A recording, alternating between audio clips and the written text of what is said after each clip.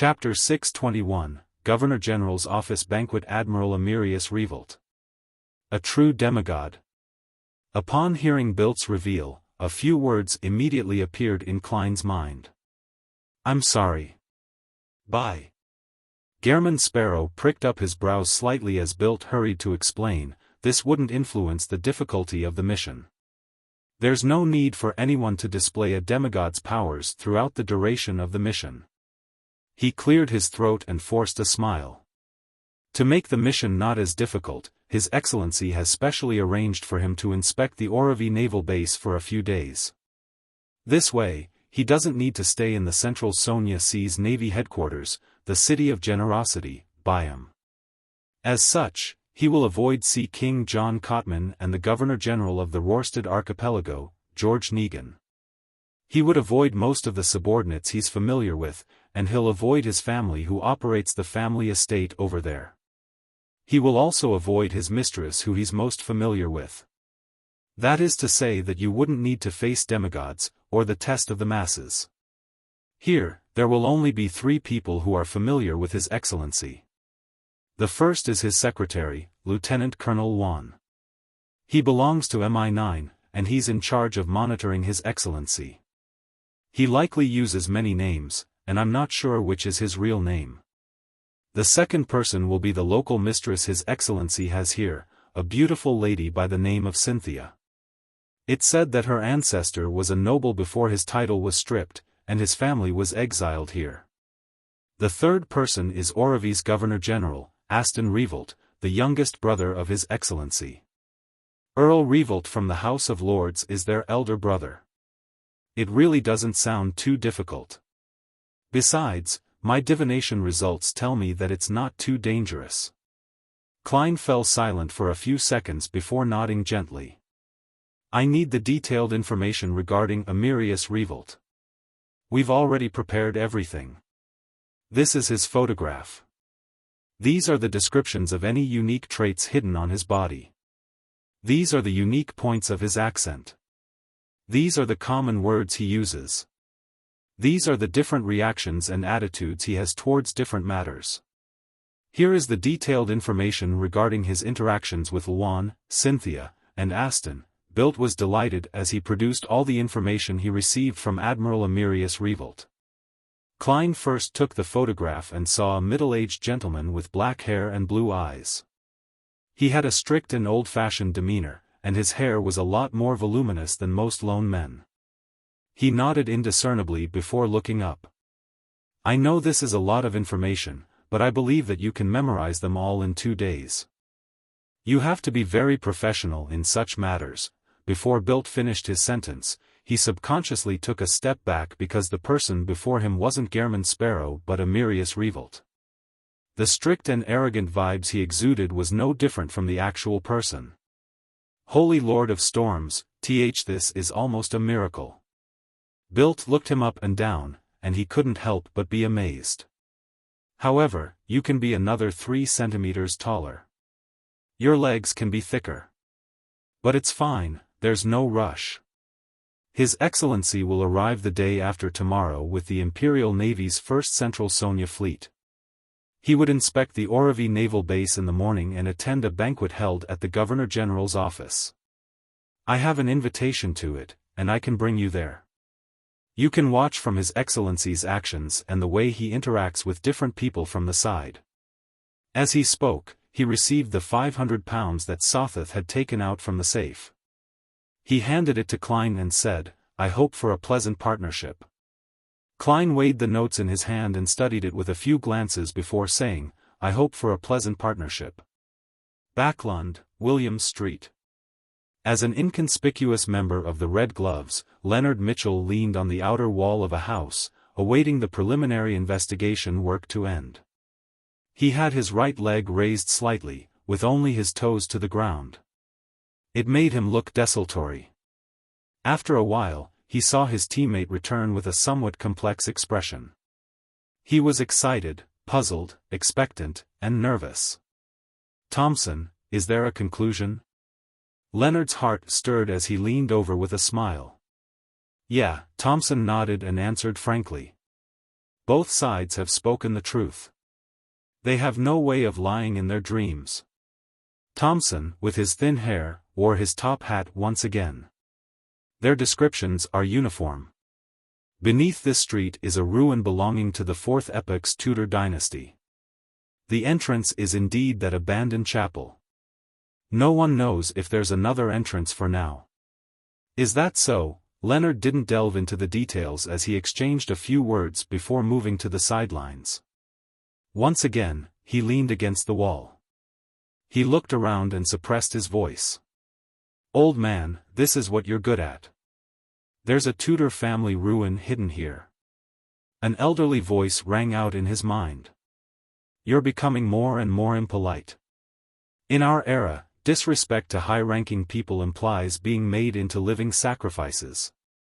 Also, it's impossible for there to only be one Tudor family ruin in Backlund." "Are they lying?" Leonard asked softly. The elderly voice chuckled and said, "No, they just don't know enough. If my theories are correct, this ruin likely belongs to the Tudor Trunsoist United Empire." "What?" Leonard was stunned. This was an ancient dynasty he had never heard of before. The slightly aged voice chuckled. "What an unknowledgeable kid. After the Solomon Empire was first destroyed, it was replaced by the Tudor Trunsoist United Empire. Its double consul ruled all of the northern continent." Double consul, Leonard ruminated over this phrase. The slightly aged voice chuckled and sighed. "In the ruins underground, there should be 41 inverted candlesticks on the left and 40 on the right. 2 of them look like they belong to the throne of a giant, and ha. It might be where Alista Tudor became Blood Emperor." Leonard frowned slightly before easing them. He said with a relaxed smile, "There must be quite a lot of secrets hidden in there." "Of course, but you aren't qualified to know it." The slightly aged voice sked. Leonard curled his lips indiscernibly and said, "What follows next is the exploration of the ruins." The slightly aged voice chuckled before falling silent. A minute later, Leonard saw Archbishop St. Anthony and the Church of Steam's Archbishop Horimic end their conversation as they returned to their own camps. Immediately following that, Horimic ordered all machinery hive mind personnel to leave, leaving the area to the Church of the Evernight Goddesses Nighthawks. What happened? Upon seeing this scene, Leonard was filled with puzzlement. At that moment, all the Nighthawks heard Archbishop St. Anthony's voice. "All red gloves gather. The other Nighthawks are to leave the mirror world. Find a reason to evacuate all the residents in the area, and promise them compensation for their property. After all the residents evacuate, the Red Gloves and I will destroy this ruin that stems from an evil era. Entry is forbidden. It will be directly destroyed. May the goddess bless us all." Leonard never expected such a development. 7:30 in the evening, at the Oravi Governor-General's office. Klein changed into Sothatha's appearance. He wore a black tailcoat and a bow tie of the same color. He followed Bilt into the banquets hall. The temperature inside was like that of spring. A gigantic chandelier hung from the ceiling, and the shimmering candlelight illuminated the grounds like it was daytime. In the corner on the right, there were musicians dressed in vests and bow ties playing a brisk tune. On the left were long tables. On top were roasted chicken, pan-fried foie gras, stewed lamb, Backlund-styled roasted goose, Odora lobsters with butter and cheese, and other delicacies. Despite the distance, Klein could still catch a whiff of the fragrance wafting over. He planned on getting a plate and filling it with food.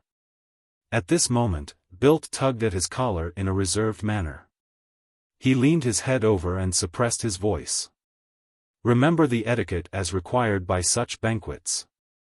Our current goal is to observe His Excellency's actions, so just taking a cup of wine would do. There's misty champagne here, Ormer grape wine, and Southville red wine, all famous alcohols that are seldom seen outside. You can drink some, but not a lot.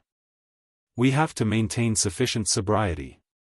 Yes, try to just go through the motions when drinking. Klein retracted his gaze and nodded. The two of them took a cup of golden champagne, whose minute bubbles were like mist, from a red-vested waiter who passed by them. Then, they moved towards the banquet's highlight, where Amyrius Revolt stood wearing his dark blue Navy Admiral's uniform. With their standing, they naturally had no way of approaching the Admiral. All they could do was observe his every action from a slight distance. Amyrius's figure is normal. It doesn't look that fit. The corners of his mouth droops a little, indicating his actual age. He doesn't have a beard. His blue eyes seem to hide an authority that one cannot reject or defend against. His dark blue admiral uniform is starched well. There's a red lanyard at his shoulder, which joins to his chest where there are all sorts of medals. His sleeves have golden cuff links, accentuating his epaulets of the same color. His epaulets are split into 3 parts. From inside out, there's an embedded crown with rubies, the crossed scepter and sword, 4 stars made of diamonds. Klein began scrutinizing and used his faceless powers to memorize all the detailed characteristics of the Navy Admiral, as well as the attitude he used when talking to different people. During this process, he only took a sip of the misty champagne and didn't take note of its taste. After he had mostly gathered all the information, Klein exhaled and allowed his mind to rest. The great drain on his mind made him hungry. Hence, he placed the wine cup on the tray of a red-vested waiter, and he planned to get some food from the long table. At this moment, Bilt leaned over and said, "His Excellency has given me the signal. We will be meeting him at an agreed location." Klein retracted his gaze from the roasted chicken and swept a cold glance at Bilt. Bilt shuddered as he hurriedly turned around, leading Gehrman Sparrow from the floor-to-ceiling window and into the garden. After walking for nearly a minute in the secluded path, he paused and pointed at Klein's face. "You can change into His Excellency's appearance. Just pretend that you're that tramp who looks like him." Klein nodded gently and extended his palm to wipe his face. He did so to conceal the disgusting tendrils and granules that might appear on his face while changing his appearance. By the time he lowered his palm, Bilt saw a middle-aged gentleman who looked somewhat like Amyrius Revolt. "Very good." Bilt took a few steps forward and came to the entrance of a sundries room. He extended his hand and pushed open the unlocked door. Amyrius Revolt was still wearing the eye-catching admiral's uniform. His body was standing sideways to the door as he observed the garden outside by the window. At this moment, he turned his head and cast his gaze onto the person who resembled him. The indescribable pressure and might made Klein involuntarily lower his head. Amyrius Revolt's gaze didn't stop there as it slowly moved to Bilt. He said, without any tinge of emotion, "This isn't the tramp you mentioned before. He's a beyonder." Chapter 622, Temporary Contract. Upon hearing Amyrius Revolt's descriptive words which weren't a question, Bilt's forehead instantly broke out into a cold sweat. He turned agape, hoping to explain himself, but finally, he plopped to his knees and said under the indescribable pressure, "Admiral, Your Excellency, the tramp from before suddenly died of an illness. I had no choice but to find an adventurer who can shapeshift." At this moment in time, Klein wasn't too nervous. This was because Amyrius Revolt had already noticed him during the banquet. There was no reason for him to only recognize him as a beyonder only now. For him to agree to their meeting and not directly avoid the risk meant that he didn't mind who Bilt had hired. Not worried at all?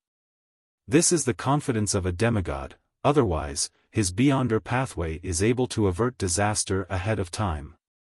Klein raised his head with great difficulty as he cast his gaze towards the Navy Admiral beside him. "Quite strong," Amyrius Revolt commented without an expression. He continued looking at the genuflecting Bilt and said, "Do not try to use your under-the-table smarts in front of me. An ordinary person and a beyonder in this world are different, and I'm a follower of order, making me be able to be certain of this. Of course, it's identical to what's written in the information. This admiral is inclined to expounding on certain things. I have to remember this point. This is a completely different style from me and Gehrman Sparrow. Klein retracted his gaze in thought as he cast it to the ground as if he was unable to withstand the pressure. Amyrius Revolt took one step forward. Lying is the first mistake you committed. Not being cautious is the second. A tramp you spent a great deal of effort on to groom had suddenly died, and all of a sudden, an adventurer who can shape-shift appears in front of you. Don't you find it a coincidence? Yes, it's quite coincidental. Klein nearly said the same thing. If not for his confirmation above the gray fog, he would have suspected if he was being set up by a legendary creature or a Grade 0 sealed artifact. Bilt's pupils constricted as he snapped to his senses. He discovered that due to his horror and fear, all he thought about was to grasp at the final life-saving straw. He had lost the caution brought about from his experience, having not considered whether Gehrman Sparrow's appearance was a coincidence or not. The tramp had suddenly died on the day he arrived at the Sweet Lemon Bar. The more Bilt thought about it, the more he felt as though he had fallen for some intricately planned trap. As Amyrius Revolt watched Bilt's expression change with enlightenment and regret, he nodded gently and said, "My father, the deceased Earl Revolt, once taught me this. He said to pardon the first mistake of a subordinate. Bilt, you should be thankful for his benevolence." Bilt's tense mood eased instantly as he felt extremely moved. He thought Amyrius Revolt, who was closer to a god than man, would execute him on the spot, so as to warn all the adventurers who were under him. Who knew that he would choose to pardon him? "Your Excellency, Bilt was momentarily unable to form a sentence. Amyrius maintained his stern expression and said in a deep voice, "There's a second half of the saying, that is, punish them for their second mistake. Bilt, do you know what you should do in the future?" The genuflecting Bilt immediately straightened his back and pressed his right fist to his left chest. "I'll be utmost loyal to you, Your Excellency." Amyrius nodded and turned to Klein. "What's your name?" "That depends on which identity you're asking about." Klein lampooned inwardly and calmly replied, "Gehrman Sparrow." Amyrius Revolt suddenly fell silent for 2 seconds as the atmosphere in the sundry room seemed to freeze. Just as Klein couldn't help but feel uneasy, Amyrius finally said, "So it's you." "Your Excellency, you sound as though you know me." "I'm just an ordinary military informant. I only exchanged some bounty through you. I haven't even made any reimbursement claims." Klein silently mumbled as he felt less and less confident. Amyrius nodded and said to Bilt and Klein, "The plan will proceed as per normal. However, we need to sign a contract." "A contract?" Klein resisted the pressure with great difficulty as he raised his head to look at Amyrius. Amyrius didn't provide a further explanation. He lifted up the paper and pen he had long prepared from the window sill and wrote something on it. Every time he made contact with his pen, a golden glow would emit. The solemnity and holiness made it seem like he was penning a law. Klein narrowed his eyes slowly as his vision turned blurry. He couldn't help but lower his head again. After an unknown period of time, Amyrius stopped writing and picked up a piece of paper. He said to Klein, "Sign your name at the end. If the conditions aren't satisfactory, you can choose not to sign." "Do you think I have or lack the guts to sign it?" Klein lampooned as he watched Bilt stand up. He received the pen and paper and handed it to Klein. The conditions on the piece of paper were few and simple. Most of them restricted Gehrman Sparrow's actions when acting as Amyrius Revolt. It included, but wasn't limited to, voluntarily exposing any problems, not using his identity to engage in acts which were adversarial to Amyrius, as well as not make any intimate contact with Miss Cynthia, etc. I thought such important figures wouldn't care about the chastity of their mistresses. This admiral is indeed an old-fashioned man. However, I'm not such a person either. Klein hid his curiosity and asked as though it was an academic question, what if Miss Cynthia chooses to make intimate contact with me? In between the lines, he was saying that being too distant or resistant made it easier for Cynthia to notice a problem. He was asking how he should balance the act. "It's fine," Amyrius said without any expression. "During the contract's validity, you will not have any desire or lack the ability to do it when facing her. You can do that? This contract is rather powerful. Apart from a contract with spirit world creatures, this is the first time I'm seeing other contracts. Furthermore, the former used the power of the underworld. This contract is only between two parties. Is this a demigod beyond her power of Admiral Amyrius? The Arbiter Pathway?" Klein shot a glance at the dates and discovered that it lasted 5 days. Is he confident that he will return within 5 days, or is his level only capable of implementing a contract for 5 days? Klein read the conditions once again before taking the fountain pen and wrote the name, Gehrman Sparrow. With the final character written, he saw the words on the piece of paper emit a golden glow as they condensed into a resplendent luster. Amidst the resplendent luster, the piece of paper rapidly dissipated and vanished, as though it had fused with the world's rules. An invisible and faint gray fog gently rippled around him as Klein clearly sensed layers of indescribable restrictions placed on him. These restrictions quickly melted into his body, temporarily becoming one with his spirit body and physical flesh. The gray fog can block out bad and good luck from external sources to a certain extent, but it's unable to screen a contract I signed. That's right.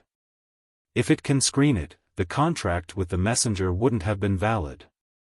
Klein gazed at Amyrius Revolt once again in enlightenment. The Admiral had already converged his might as he produced a dark gold charm in his palm. On it were the symbols and magical labels representing the Sword of Judgment. Its entire body was converged and somber, giving one the feeling that it was part of a codex. "This is a high-level charm using my blood, a 4th epoch ancient codex, and the royal family's Grade 0 sealed artifact," Amyrius said calmly. "Its name is 9th Law. When it's injected with minute amounts of spirituality, it can produce a might that's similar to mine. This can be done even by ordinary people. Without it, you'll find it very difficult to pretend to be me. Indeed, the might I show in a disguised state is only superficial.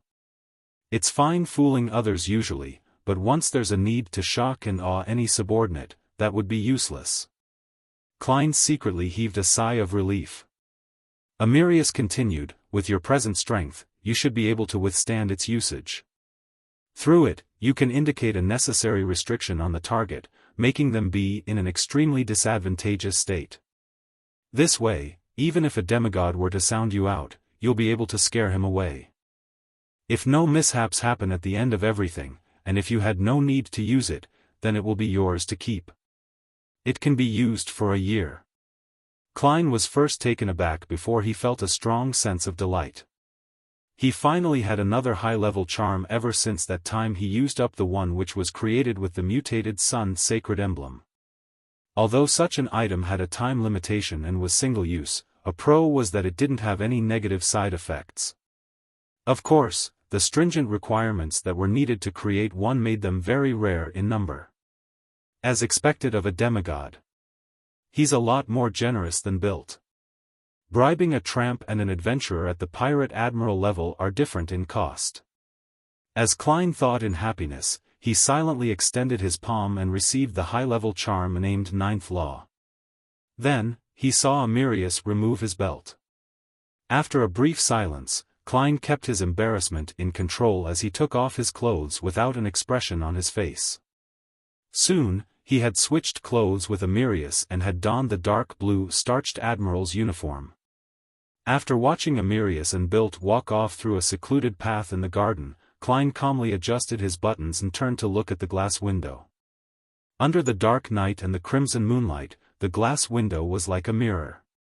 It vaguely reflected Klein's present looks. He had black hair which was neatly combed back, blue and profound eyes, slightly drooping cheeks, a beardless face, and an old-fashioned and stern demeanor, all while dressed in a dark blue attire with a lanyard, medals, and epaulets. Klein twitched the corners of his mouth as he silently said to himself, "From this moment forth, I'm a Navy Admiral." Chapter 623, First Night. As he touched the 9th law charm in his pocket, Klein adjusted his height and details regarding his appearance, making him look identical to Amyrius Revolt. He walked out from the sundry room by using another door and walked down a silent corridor, back into the Governor-General's office. On the way, waiters and maidservants would occasionally pass by him, but no one dared to look straight at him. Just catching sight of his admiral uniform would have them scurrying to the sides as they bowed with their heads lowered. Any person of the same height could probably find his way into the banquet hall when donning these clothes. I have to say, acting as an important figure can be easier than acting like an ordinary person. Klein continued looking straight as he maintained his somber attitude. He walked towards a path paved with black brick in an unhurried fashion.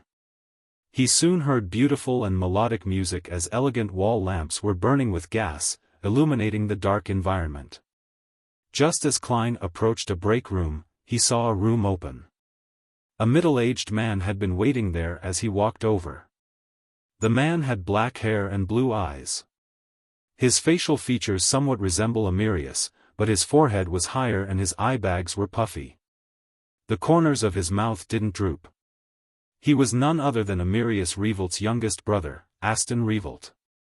This gentleman had once served in the Navy, and he had been promoted to colonel after rendering meritorious services in the southern continent's colonies. Later, he got sick of his military career, and together with political balance, he agreed to a switch in career and became the Governor-General. In the 5 to 6 years he was in Orivy, due to the importance placed on the island's location and resources, he pushed for the Revolt family to mass-purchase farmland and estates, allowing him to own plenty of property. This wasn't completely obtained through his powers either. Aston and the Revolt family had paid a sufficient price, and they even took loans with the bank. It wasn't like the Balam East Coast where land belonging to the Fasak people were forcefully bought at extremely low prices. Of course, if he wasn't Governor-General, then Orivy and his elder brother wouldn't be the highest commander of the Central Sonia Seas Navy, and the Revolt family wouldn't have so easily convinced their targets to sell such excellent farmland and estates. Here comes the test. Klein calmly approached and stopped in front of Aston Revolt. Aston looked around and asked in a deep voice, "Have you decided on that matter?" "What matter?" Klein first felt blank before he recalled an introduction in the information he received. If Aston requests for a private chat or asks for an answer to a certain matter, tell him that an answer will be given to him when departing from Orivy. Admiral Amyrius really anticipated this. "I just need to watch my attitude and tone. Yes, I also need to use the unique terms and pronunciations used by lone aristocrats." Klein gently nodded and sternly said, "Wait a few more days. The answer will be given to you when departing from Orivy." Aston didn't raise any doubts as he chuckled. "You seem to be waiting for something to give you the strength to decide. That matter that Admiral Amyrius has to do himself?" Klein's heart stirred as he familiarly used the tone of high-level personnel. "Keep your conjectures to yourself."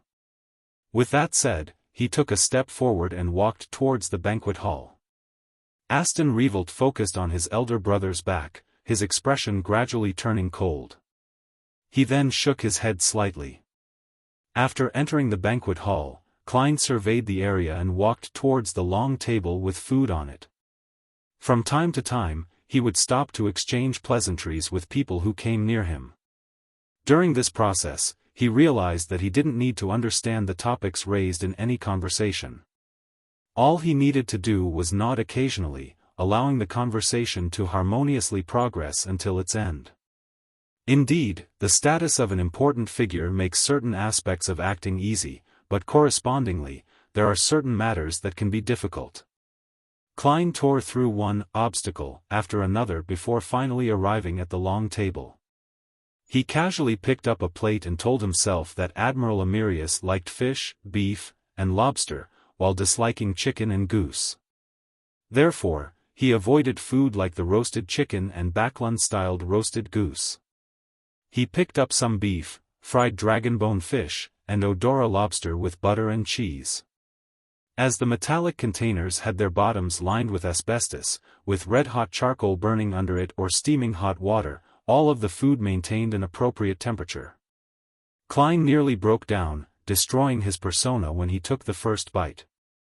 He tried his best to maintain Admiral Amyrius's image as he held his plate and chatted with the port city's member of parliament, navy suppliers, etc. He seriously listened to what they had to say, stuffing food into his mouth from time to time.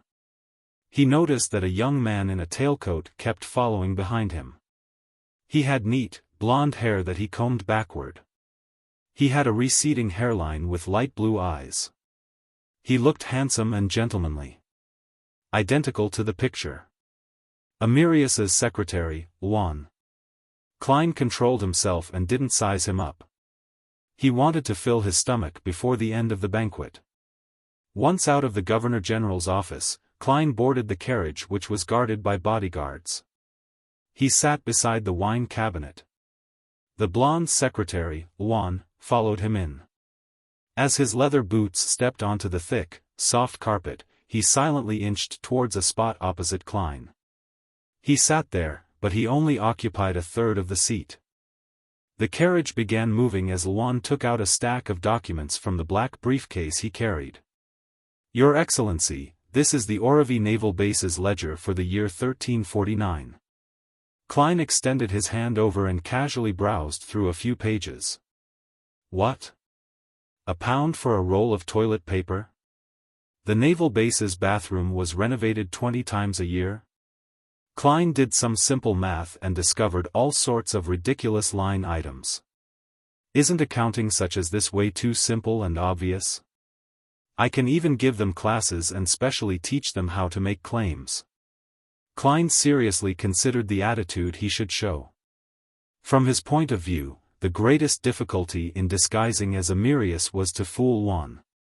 This wasn't to say that Governor-General Aston and Miss Cynthia weren't as familiar with Admiral Amyrius as his secretary. It was just that, as his younger brother, Aston might help his brother conceal the matter if he discovered something amiss after being given a hint.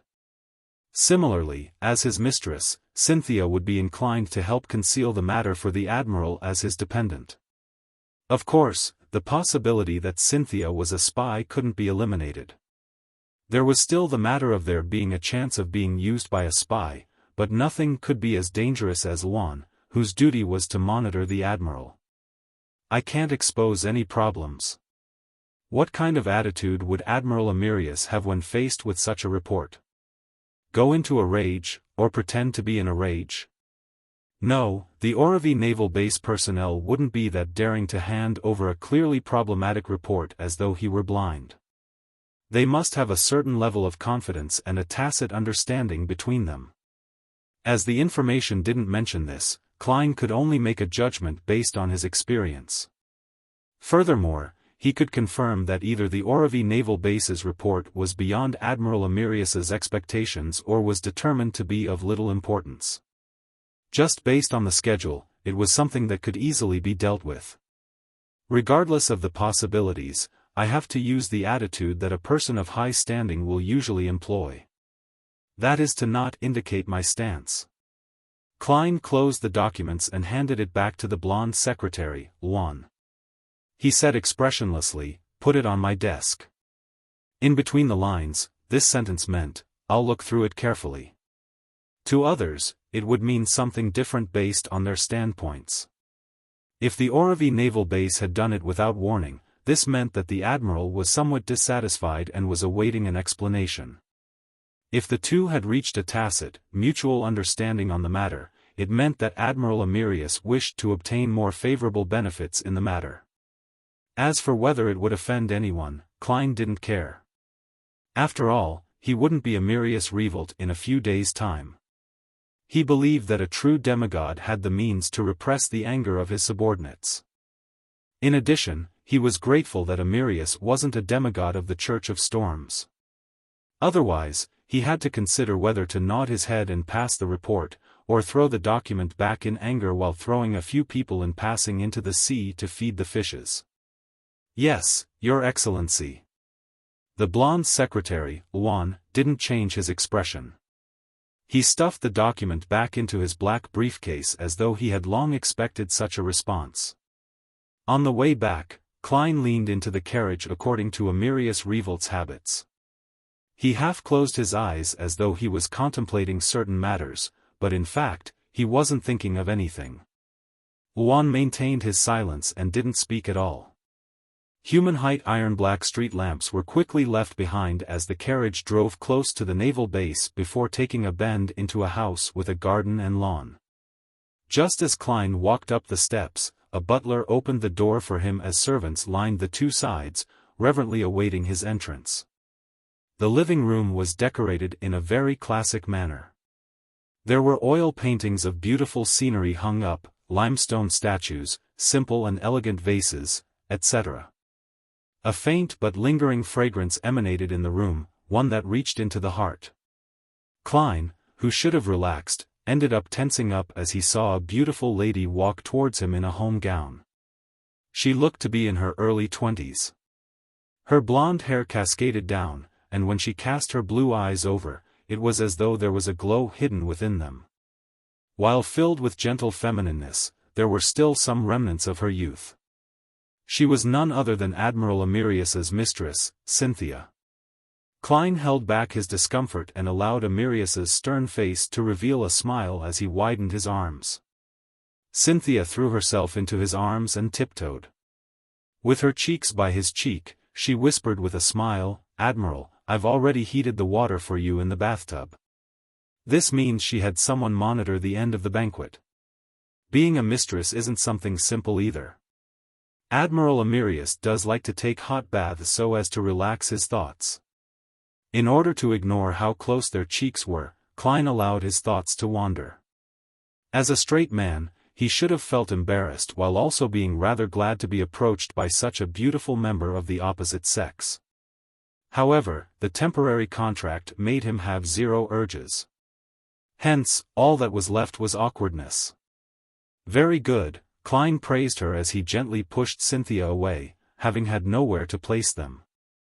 Knowing that the Admiral didn't like to be intimate in front of the servants, Cynthia retreated and led Klein to the second floor. He was brought into the bathroom as he prepared a bathrobe for him. After doing all of this, Cynthia instructed the servants not to come to the second floor unless they heard the bell ring.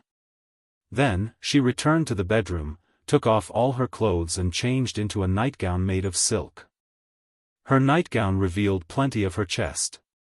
It was an alluring snow white, and deep in her cleavage was a special necklace pendant.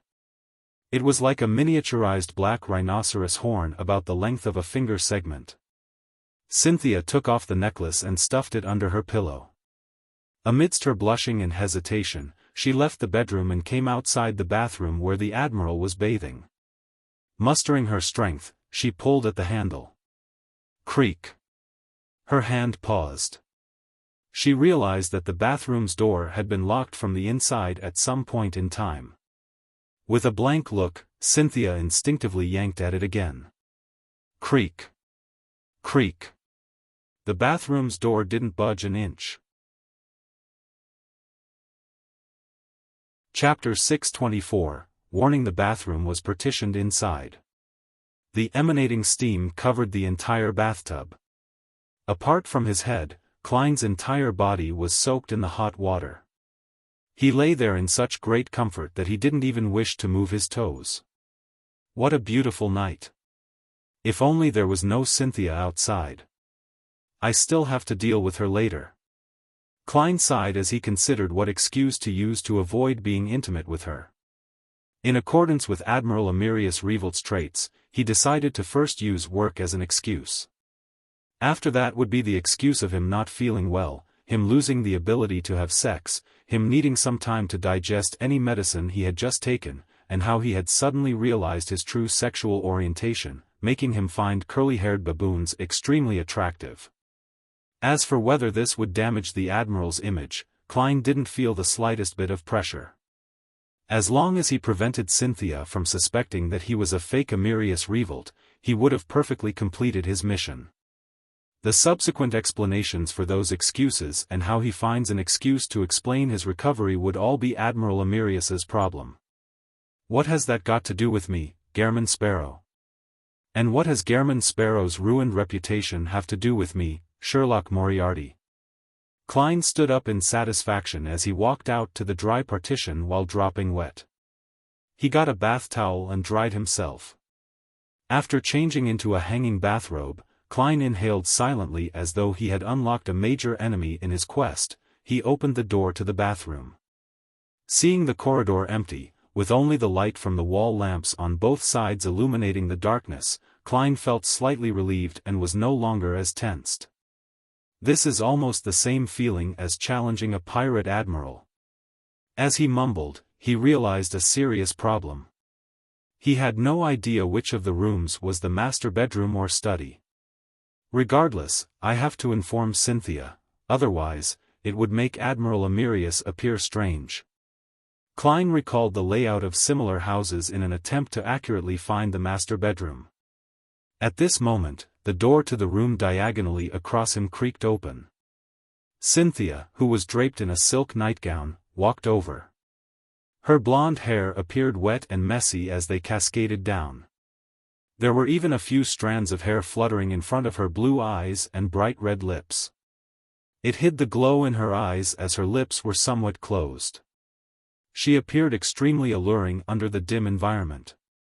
The neckline of the silk nightgown was very open, as snow-whiteness and a deep cleavage was reflected in Klein's eyes.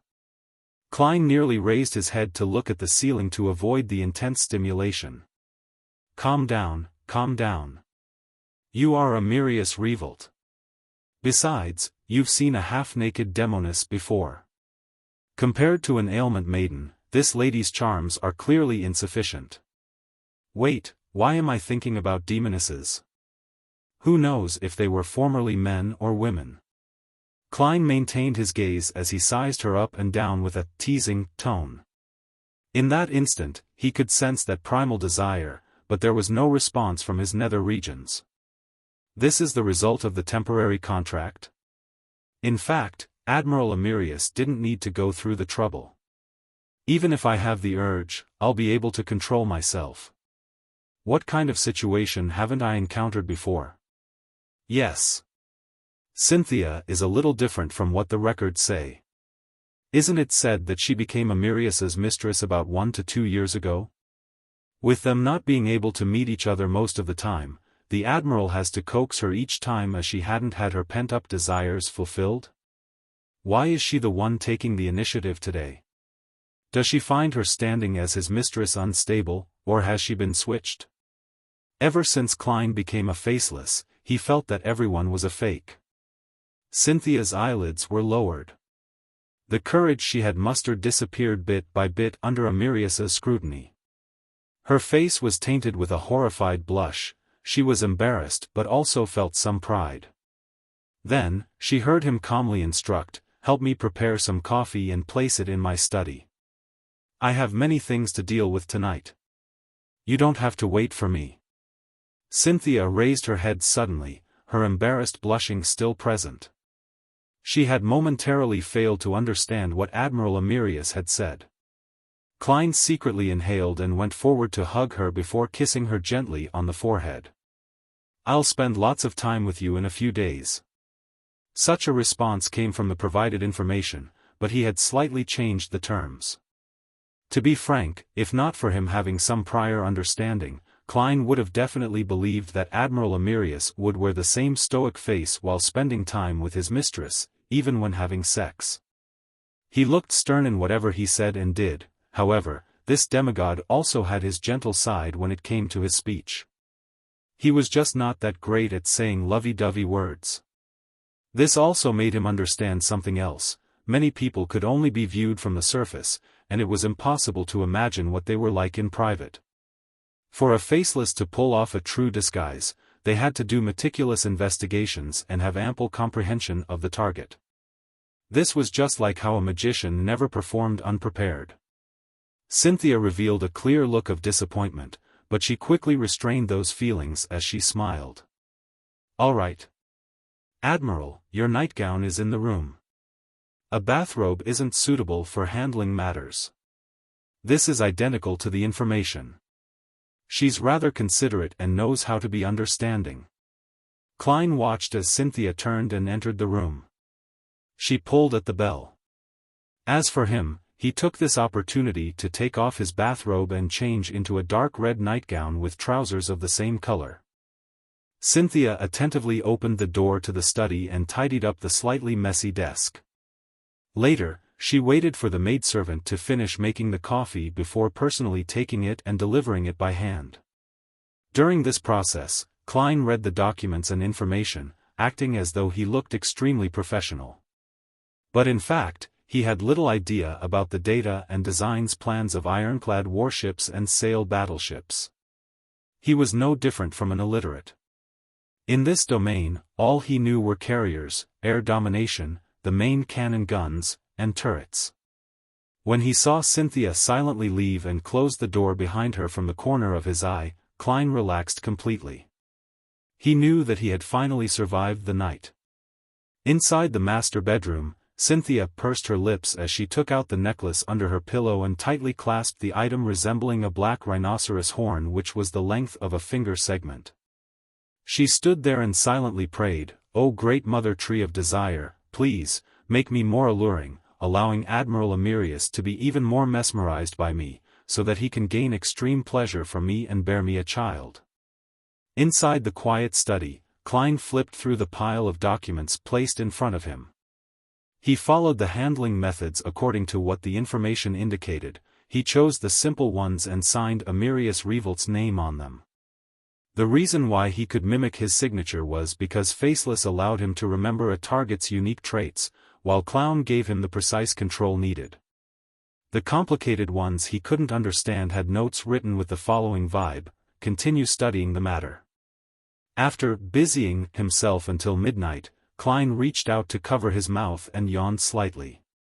"This won't do. I need to sleep. I have plenty of challenges tomorrow. I have to maintain sufficient strength and energy." Klein thought for a moment and gave up the idea of returning to the master bedroom. He raised his right hand and pressed down on his half-closed eyes. He pulled them down and moved his eyes to his nose bridge. Following that, Klein opened up two slits where Klein's eyes originally were and used his flesh to produce a pair of fake eyes. After becoming a Faceless, I'm really beginning to resemble a monster. If only I had such a godly technique back in school. He sighed silently. He half-leaned his body as he kept his real eyes closed while his fake eyes were left open to read the documents. His specialty as a clown allowed him to maintain his balance. He remained motionless like a stone statue.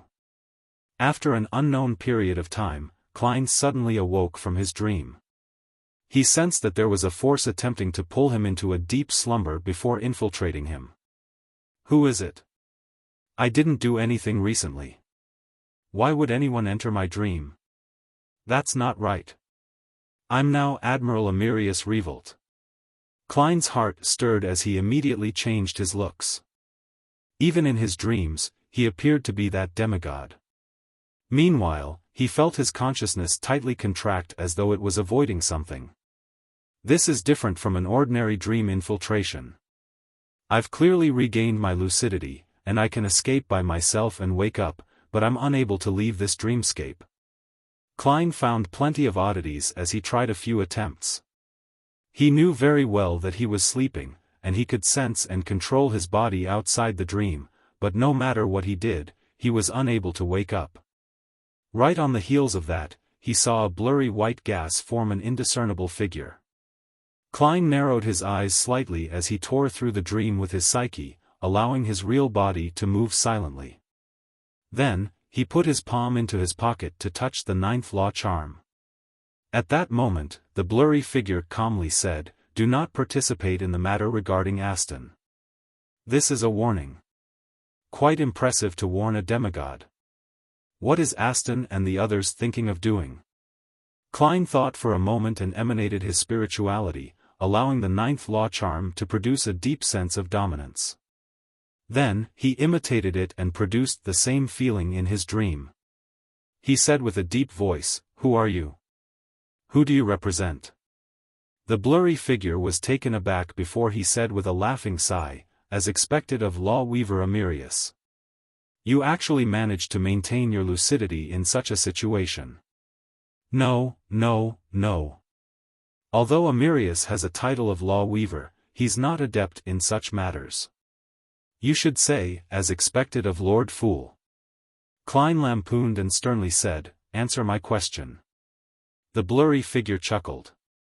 "You don't need to know who I am. As a demigod, you should be clear that everything is fated, likewise for the times. Do not resist the fate of an era, which is also the trend of the times. This will only make you a sacrifice of history." Fate of an era, the trend of the times, sacrifice of history. When he heard this, Klein suddenly thought of a term, Twilight Hermit Order. However, Klein didn't say a word, nor did he say those words. This was because Admiral Amyrius would be him for the next few days. Seeing law weaver Amyrius fall into silence, the blurry figure didn't say another word. It turned into a emanating white gas before vanishing from the dream. Chapter 625, Successful First Day Few. What exactly are Amyrius and Aston Revolt scheming about? To attract a warning from the Twilight Hermit Order. Unless it can truly change the times and influence the direction of history, this ancient and secretive organization wouldn't even show itself or reveal its identity. Klein stood by the side of a magnificent castle in his dream, thoughtfully watching the spot where the blurry figure had disappeared from. Amidst his thoughts, he suddenly snapped awake and was no longer as certain about his theory. The ploy which Admiral Amyrius and his brother are planning might not really influence the trends of the times.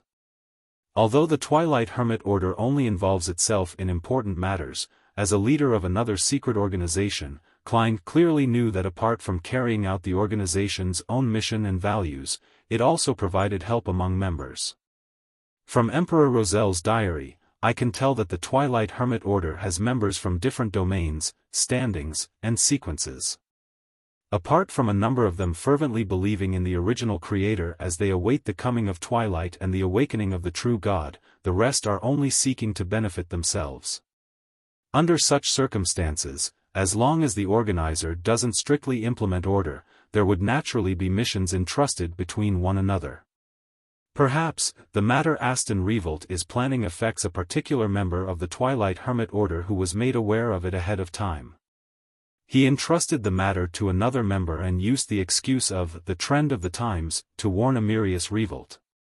Working from this logic, the concealed matter is rather interesting. With the level of the Twilight Hermit Order, law weaver Amyrius, who's likely only a sequence 4, isn't too difficult a target to eliminate. I even suspect that they can mobilize up to 3 or more angels in a manner that's far superior to the 7 churches. Then, why didn't they take action directly and instead gave an advanced warning? Back in Backland, if an angel were to appear, who knows if some true god would descend upon the land. Therefore, the Twilight Hermit Order had no choice but to use a more roundabout and discreet method to deal with Duke Negan. But this is the Oravi Island. Even high-sequence Beyonders aren't stationed here. The warning is because the Twilight Hermit Order advocates secrecy and doesn't wish to expose itself, so they're trying not to use overly intense methods, or is it the case that the member who assigned the mission doesn't wish to see Amyrius killed? To him, this admiral is still of use, so he's unwilling to give up on him, even if Amyrius might be involved in something disadvantageous towards him? Then, his true identity seems to be confined to certain circles.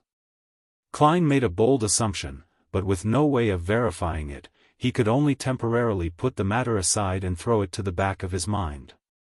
It has nothing to do with me since it's the Twilight Hermit Order who's warning Admiral Amyrius. As long as I don't involve myself with anything for the next few days, I should be able to last until the mission is completed. Everything else that develops afterward has nothing to do with me. With my present status, I'm still far from investigating the Twilight Hermit Order. I don't even have the right to probe deeper. Klein kept to his beliefs and turned his sights to his tarot club. I just discovered a problem. Other secret organizations have their own aims and values at their core while mixing in the aid that members provide each other. As for our tarot club, it's more impressive. There are only missions given to each other, without any aims or values. No, there are aims and values among some of the members. For example, my dear Moon believes that this is an organization born to save the world. The fool Klein gave a self-deprecating laugh before exiting the dreamscape. He rubbed away the fake eyes and moved his real eyes back to their original position in a very fluid motion when he suddenly paused. That wasn't a simple dream infiltration. Klein frowned slightly as he recalled what had happened. That was because the power had first attempted to pull him into a deep slumber. Back then, I had already fallen asleep, so why would he do so? Captain once said that a nightmare can directly see a dream, so it's impossible to commit such a mistake. Therefore, the visitor hadn't used the beyonder powers of a nightmare, but something else. He located me via the spirit world? Or after he knew my location, he used the sea of collective subconscious, as described by Ma'am Daly, to directly influence my beyonder powers? Yes. I'm more inclined to the second reason. That's the only thing that can explain why I couldn't escape my dream despite having regained lucidity. It's recorded in Emperor Rosel's diary that during his participation in the suspected Twilight Hermit Order, his entry into the gathering was based on a realistic dreamscape that encompassed the entire continent. A realistic dreamscape. Klein nodded and chuckled silently with a sigh. Admiral Amyrius definitely didn't expect the Twilight Hermit Order's warning. It's only because he hired me. If it were anyone else, the stand-in would have already been exposed. That ninth law charm was well worth it. City of Silver, inside the spire, in the room belonging to Chief Colin Iliad. Derek Berg, who had been summoned, saw the grizzled, scarred demon hunter once again as he felt uneasy. After he finished his greetings, Colin sized him up and asked, "You've advanced?" "Yes, I'm already a Sequence 7 Solar High Priest." Derek had long registered his advancement, so there was no need to hide the matter. Colin's light blue eyes, which had seen the vicissitudes of time, moved away as he casually asked, "Do you have the subsequent potion formulas?" The past Derek would have directly answered, no, but the present him was used to thinking over it before answering. If I say no, my subsequent advancement with the lack of experience to support it will definitely make me suspicious. But if I were to answer yes, Chief might ask me to use it to exchange for items so as to nurture more Sun Pathway Beyonders. This will no doubt prove that I'm lying. As Derek's mind raced, he answered sincerely, no. From his point of view, experience could be forged. Colin nodded as if nothing was out of the ordinary. "In about 2 months, we'll arrange an exploration mission for you. The team will secure the route and ruins we found with the help of Jack before we make a second clearing. I hope you will receive greater rewards then." "Yes, Your Excellency." Just as Derek answered, he suddenly recalled Shepherd Lovia. After daybreak, Klein changed into his clothes with the help of Cynthia, enjoyed a sumptuous breakfast, and took the carriage under the escort of the Admiral's bodyguards to the Oravi Naval Base. In the morning, under the companionship of the Rear Admirals and Colonels, he inspected the conditions of the ships, ordnance stores, the newly built training grounds, and the bathroom which had been renovated 20 times over the past year. After having lunch at the Navy Mess Hall, Klein followed the schedule and summoned all officers above the rank of Major to take in their reports. During this process, he had a thick black-bound notebook placed in front of him. Inside were some of the questions that Admiral Amyrius had specially prepared for him. In the past few decades, due to the embezzlement of salaries and the harsh conditions sailors suffer, Oravi has had 17 revolts by the lower ranks. After the passing of the Imperial Navy latest act, and thanks to Your Excellency's guidance, we've already had such deep-seated cultural issues improved. There haven't been any such cases in the past 3 years. A colonel from the Orovie naval base stood on the spot and reported the entire situation. He would raise his head from time to time to look at Admiral Amyrius Revolt and discovered that he was listening very seriously while taking notes. The scribbling sounds made none of the officers dare to not be at their best. Similarly, they took note of the important points. The colonel who received a positive response unknowingly spoke up louder while reporting. How boring. Klein held his fountain pen and had randomly drawn creatures like turtles, cuttlefish, and dragons on his black-bound notebook. As he had never studied sketching before, his drawings were a ghastly sight to see. Later on, he even drew intersecting lines and began playing 5 in a row with himself, a game created by Emperor Roselle. Of course, his rich experience and his conscientiousness of his identity made him raise his head from time to give the reporter a stern look in the eye while giving a nod of encouragement. As for what the person had said, he didn't pay any attention to it. All he did was occasionally remember a few words. During the briefing, Klein shot a glance at the blonde secretary, Juan, to get him to represent himself to mention a few points that needed clarification. Everything followed the schedule.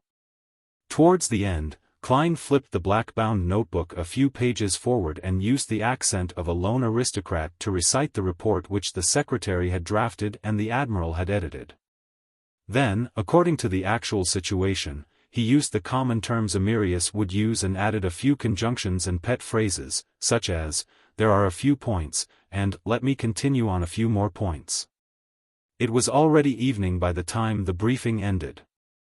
Under Juan's companionship, Klein left the Orovie naval base and headed for the residence of a naval supplier where a banquet was held. At the banquet, they casually chatted about the price fluctuations of port goods. As for Klein, he mimicked Admiral Amyrius, and he would mention a dated joke from Backlund from time to time, garnering a warm response from everyone as he was praised for his humor. After successfully acting until the banquet ended, Klein boarded the carriage, feeling exhausted in body and mind. "I have to take note of my speech and actions every minute and second. Engaging in true acting for a day is more tiring than battling a pirate admiral." Klein silently sighed, as he closed his eyes halfway without a change in expression. He knew that the most difficult stage of the day wasn't over. He still had to deal with Cynthia. Inside the villa, Cynthia learned from the attendant who had gone out to make inquiries that Admiral Amyrius was about to return. She quietly returned to her bedroom, took out the tiny black rhinoceros horn pendant, and used a metallic plate to scratch off tiny bits of powder, mixing it into the hot water inside a white porcelain teacup. After repeating the honorific name of the Mother Tree of Desire 7 times, she waited nearly a minute before lifting the teacup in hope, cleanly downing it. Chapter 626, Amyrius's decision. Looking at the lights emanating out from the villa in the darkness, Klein spent several seconds mentally preparing himself before alighting the carriage. He followed the 3-layered staircase and came to the door, where the admiral's bodyguards and servants were lined up at the sides, before stepping in. Seeing Cynthia wearing conservative home clothes due to the existence of others, Klein silently heaved a sigh of relief as he maintained his stoic expression and slowly walked over. Cynthia's smile became more and more brilliant as she shifted the strands of her hair to the back of her ear, revealing her fair and slender neck. Her neckline didn't have any marks left behind by a necklace. Seeing Secretary Juan and the Admiral's bodyguards head for their own rooms or moving outside the building to take up their patrolling positions, Klein pulled Cynthia into an embrace and said in a deep voice, "There's no need to prepare any hot water.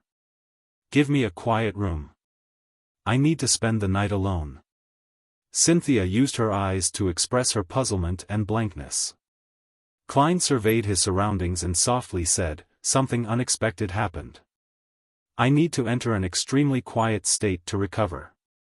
As he spoke, he raised his right hand to pull at his collar, revealing a patch of faint-colored fleshy granules. His problematic physical condition with an abnormal reaction was an excuse Admiral Amyrius had prepared for the tramp stand-in, so as to avoid Cynthia's attempts of intimacy without exposing a problem. To make it more convincing, Klein used his faceless powers to provide evidence. Cynthia turned agape as she nearly screamed. Thankfully, she covered her mouth in time and held it in. The moment Cynthia recovered from her shock, she immediately asked nervously, her concern and emotions evident, "Are you fine? Do you need to see a doctor?" "No, this is the price needed for powerful strength. I'll recover given 2 to 3 days of solitude." Klein had already found the excuse needed for the future. "Oh, okay." Cynthia hurriedly helped Klein up to the second floor and led him into the quietest room. As for the master bedroom, she had already lit some scented candles and scattered some faint-smelling extract, so she didn't offer him some. Seeing the door close, Klein slowly exhaled. He changed out of his admiral's uniform and lied down in satisfaction. Not far away in the master bedroom, the worried and disappointed Cynthia was soaking herself in hot water before sleeping. She looked at the ceiling with an unfocused gaze as she couldn't help but recall the exhortations of her parents from a few days ago. They wanted her to charm Admiral Amyrius and hopefully be impregnated with his child. This way, their family would be able to take on more businesses with the Central Sonia Seas naval fleet. Admiral seems to have many matters hidden in his heart, so much that something abnormal has happened to his body. Cynthia's thoughts wandered as they slowly dispersed. Without her realizing it, she had fallen asleep. During this period, she found her digestive system turning warm as her body felt a little hot. In her dream, she seemed to see a pitch-black sky which was dotted with resplendent stars. One of them seemed to notice her gaze as it produced a brighter glow. The next morning, the invigorated Klein enjoyed a sumptuous breakfast which was nothing spectacular to speak of. Once again, he was surrounded by the Admiral's bodyguards as he arrived at the Orovie Naval Base and was placed in the most luxurious and spacious office. According to Admiral Amyrius's habits, he would spend some alone time every 2 or 3 days to study and master his beyonder powers to a deeper extent and produce more effective techniques. Therefore, Klein spent most of the day without being disturbed, with him only needing to handle some simple work. Inside the quiet and spacious office, Klein leisurely paced about or flipped through books from the bookshelf. From time to time, he would put his palm into his pockets to touch the 9th law charm to release some of its powerful might. This was to make Secretary Luan, who was outside, believe that there was nothing wrong with Admiral Amyrius. After some time, Klein felt sleepy and decided to take a short nap. At this moment, he heard knocking at the door. "There's something important." Klein frowned. Something that made Secretary Luan disturb Admiral Amyrius's focus training was definitely nothing simple. "Come in," Klein converged his emotions and answered with a deep voice. The handsome blond man, Luan, turned the handle and entered. He held a telegram in his hand. He said with a suppressed voice, "Your Excellency, a telegram from Backlund. Mr. Aston has been relieved of his post as Governor General. He will temporarily be replaced by the City Council's chairman. It said that the new Governor General will arrive today." Aston Revolt has been relieved of his post as Governor General? Has their secret been discovered? That's right. The Twilight Hermit Order has already warned me, no, Amyrius. It means that they had long grasped the actual matter. With another member cranking the wheel, the matter will likely go through a series of position changes, putting an end to the matter. A warning was given the previous night, and action was taken today. They must have prepared for quite a while. Yes, that can be seen from the fact that the new Governor General will arrive today. Klein was first alarmed before he felt that the matter was within reason. He mimicked the attitude Admiral Amyrius would have when faced with a major problem by pacing back and forth before saying with a stern expression, "I'm aware." Klein didn't express his views or pass any orders, appearing extremely staid. However, it was because he hadn't decided on a response. We have a saying from the Foodaholic Empire, moving is not as good as staying put. I wonder if Roselle had translated this. Klein lampooned as he gave a self-deprecating jest. Wuan raised his head and glanced at Admiral Amyrius without saying a word before silently leaving the office. Phew. Klein paced about once again as he considered what Admiral Amyrius would do if he were standing here. This was something important that had happened outside of his expectations, therefore, Klein could only infer from Amyrius's character, experiences, as well as some of the personal descriptions in the information provided to him. He's a conservative person. Even while he was a mid- and low-sequence beyonder and was on all kinds of different ships, he very rarely took risks. He believes himself to be a lone aristocrat who values family, children, and emotions. He's a gentleman who's of good bearing and garners the affection of women. This point is open to debate. With his standing and status, even a curly-haired baboon would garner the affection of men and women, no, perhaps even more. At the very least, a curly-haired baboon doesn't tell dated jokes.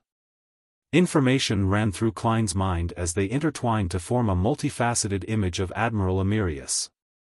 While in his deep thought, he heard knocking at his door once again. "Come in." Klein instantly tensed up. Wuan entered and pointed outside. "Your Excellency, Mr. Aston wishes to meet you." "Why is Aston here? He came to Amyrius to seek his protection? Or does he plan on making a desperate struggle?" Klein narrowed his eyes slightly, realizing that he couldn't make a decision for Admiral Amyrius. What would he do? After receiving a warning from the Twilight Hermit Order, he should already realize that the matter has been exposed. The target was long prepared, so with his conservative nature, it can be imagined that his decision would be. However, he greatly values family. He even provided some of Aston Revolt's interesting tidbits. It's not hard to tell that there's the concern and love for his younger brother in this matter. He doesn't like cannabis and tobacco. Drinking is just for socializing purposes. Apart from being a little caught up with beautiful women, there's nothing seriously wrong with him. He greatly values family. Family. Klein's thoughts raced as he fully immersed himself in Amyrius's identity, fully experiencing his hidden feelings for his family and the importance he placed on it. Family. At that instant, he seemed to turn into Amyrius, but he was able to analyze the various problems in a detached manner. After nearly 20 seconds of silence, Klein heard himself using a somewhat unfamiliar tone, saying, "Tell him that I have many matters to deal with. I don't have the time to meet him. Also, buy him a ticket back to Backlund." Wuan seemed to have expected it as he retracted his gaze and replied, as though everything was normal, "Yes, Your Excellency." As he watched Wuan leave the office to find Aston Revolt outside, Klein gently sighed like the real Amyrius Revolt. He knew that Amyrius would have made the same choice if he had returned early.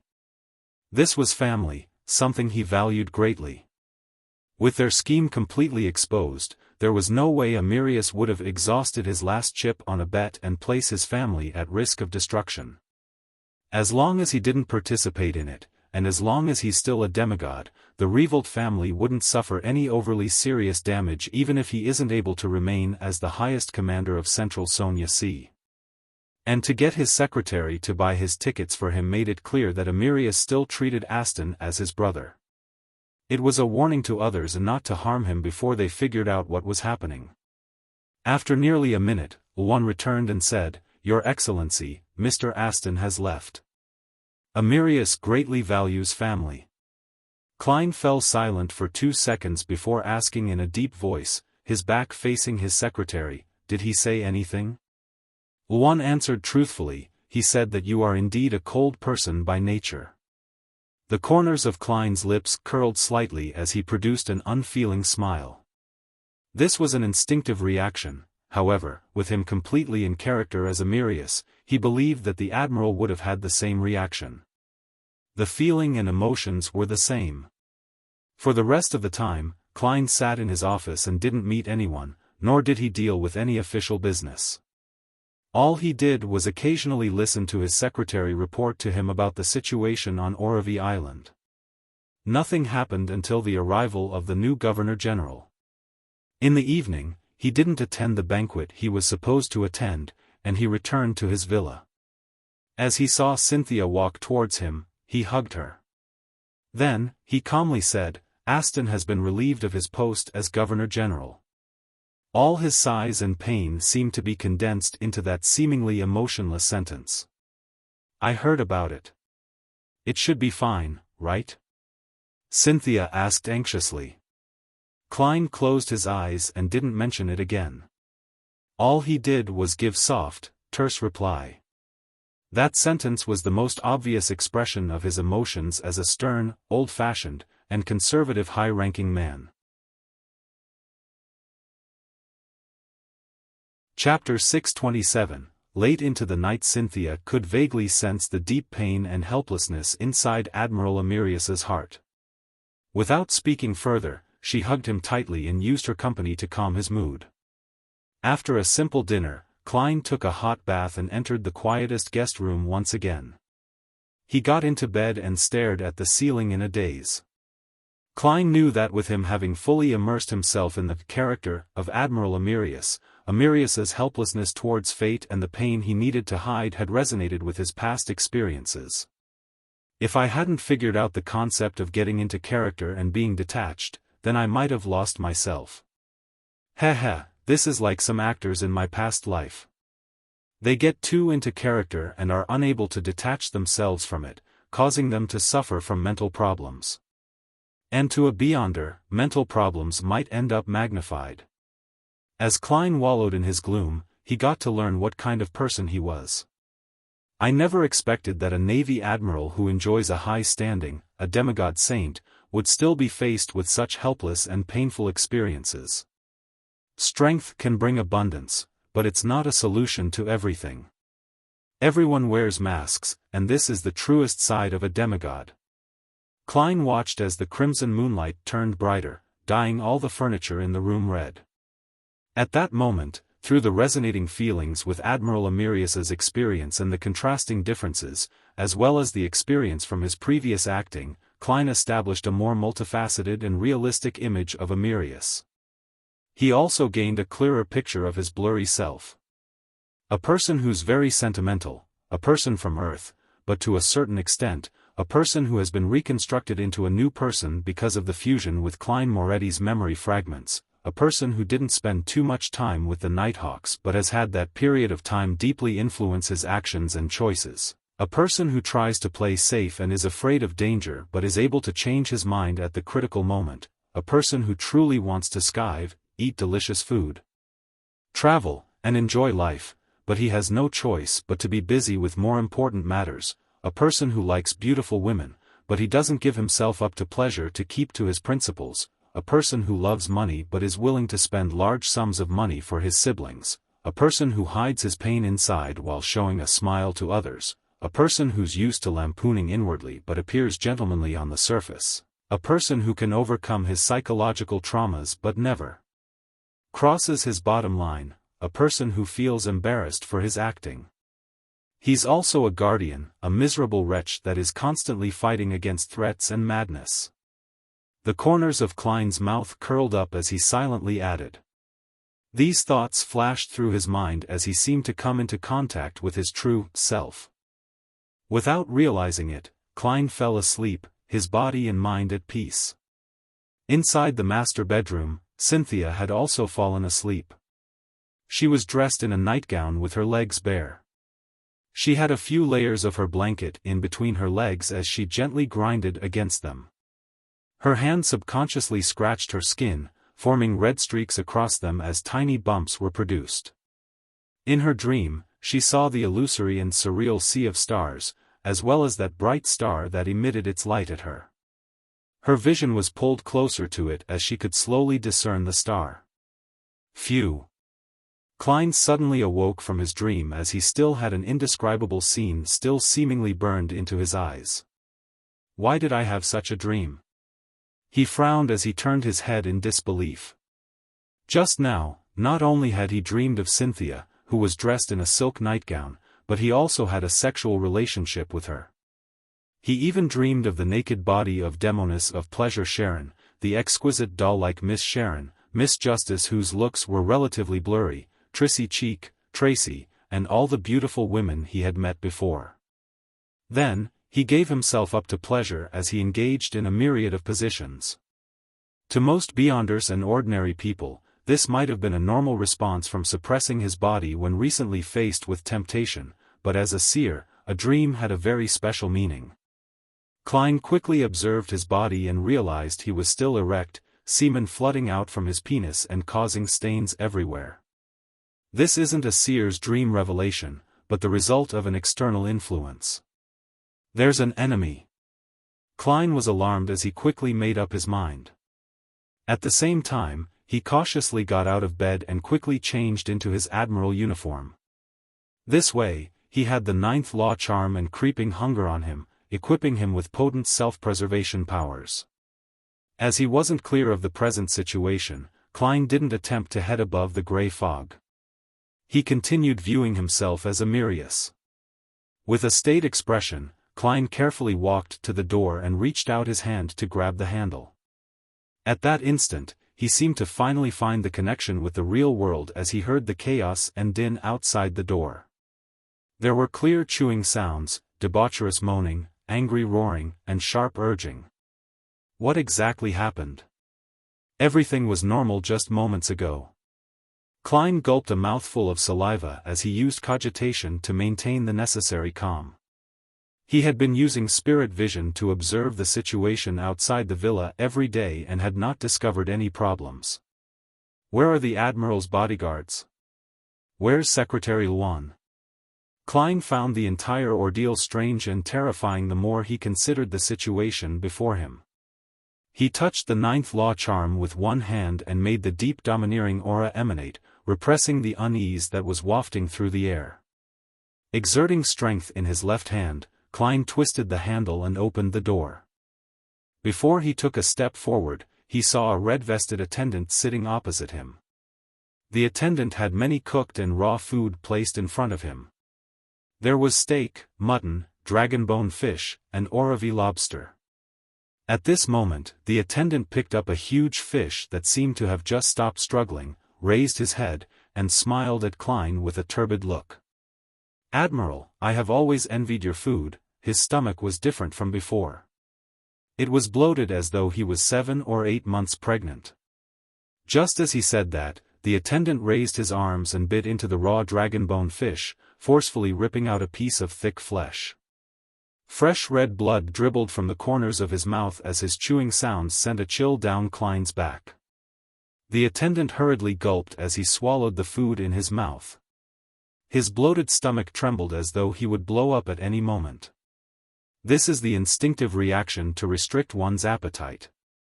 Klein observed the attendant carefully, and for some reason, he recalled the tramp stand-in who had died of a sudden illness due to gorging. He didn't spend too much time thinking or making attempts to rescue the attendant who was ravenously consuming the food.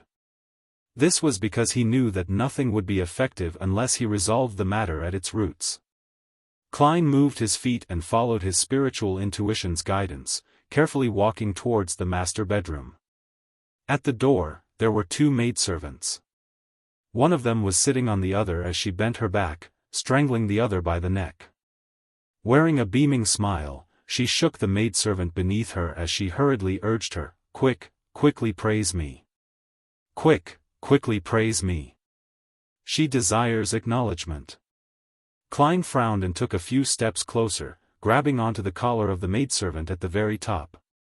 He threw the maidservant to the other side of the wall, slamming her to the wall with a force strong enough to make anyone faint. However, this didn't prevent the maidservant from getting to her feet. The maidservant at the bottom kept yawning without opening her eyes. Even though her neck was being wrangled, she appeared as though she hadn't had enough sleep. Such a scene. Klein instantly had the urge to escape and seek help from the church or military. However, the strongest person on Oravi Island was none other than Admiral Amyrius. And I'm Amyrius at the moment.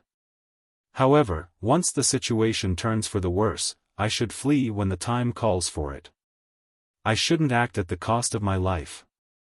Klein pushed open the ajar master bedroom door, his scalp tingling with numbness.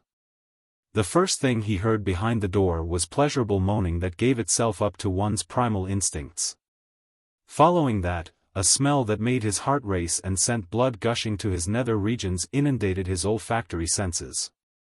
In addition, there was an eclectic mix of all sorts of bodily fluids.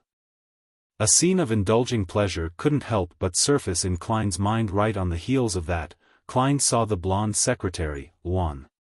He stood by the door, looking inside with an overlooking and cold manner. His arrogance was extremely real. Upon sensing someone enter, he turned his head and discovered it was Admiral Amyrius. His expression and gaze didn't change, as though he was looking at an ordinary, unimportant person.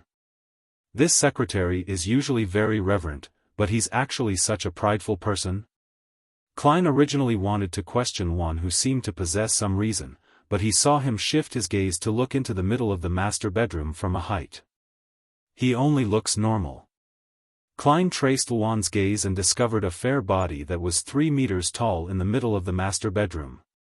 It had brownish-green lumps growing on its surface that resembled tree warts. Some parts were cracked open, revealing organs that resembled flowers. It had the bodyguards and the male attendants gathered around it as they either stood or knelt, prostrating or floating as they mated with those organs, letting out deep grunting sounds.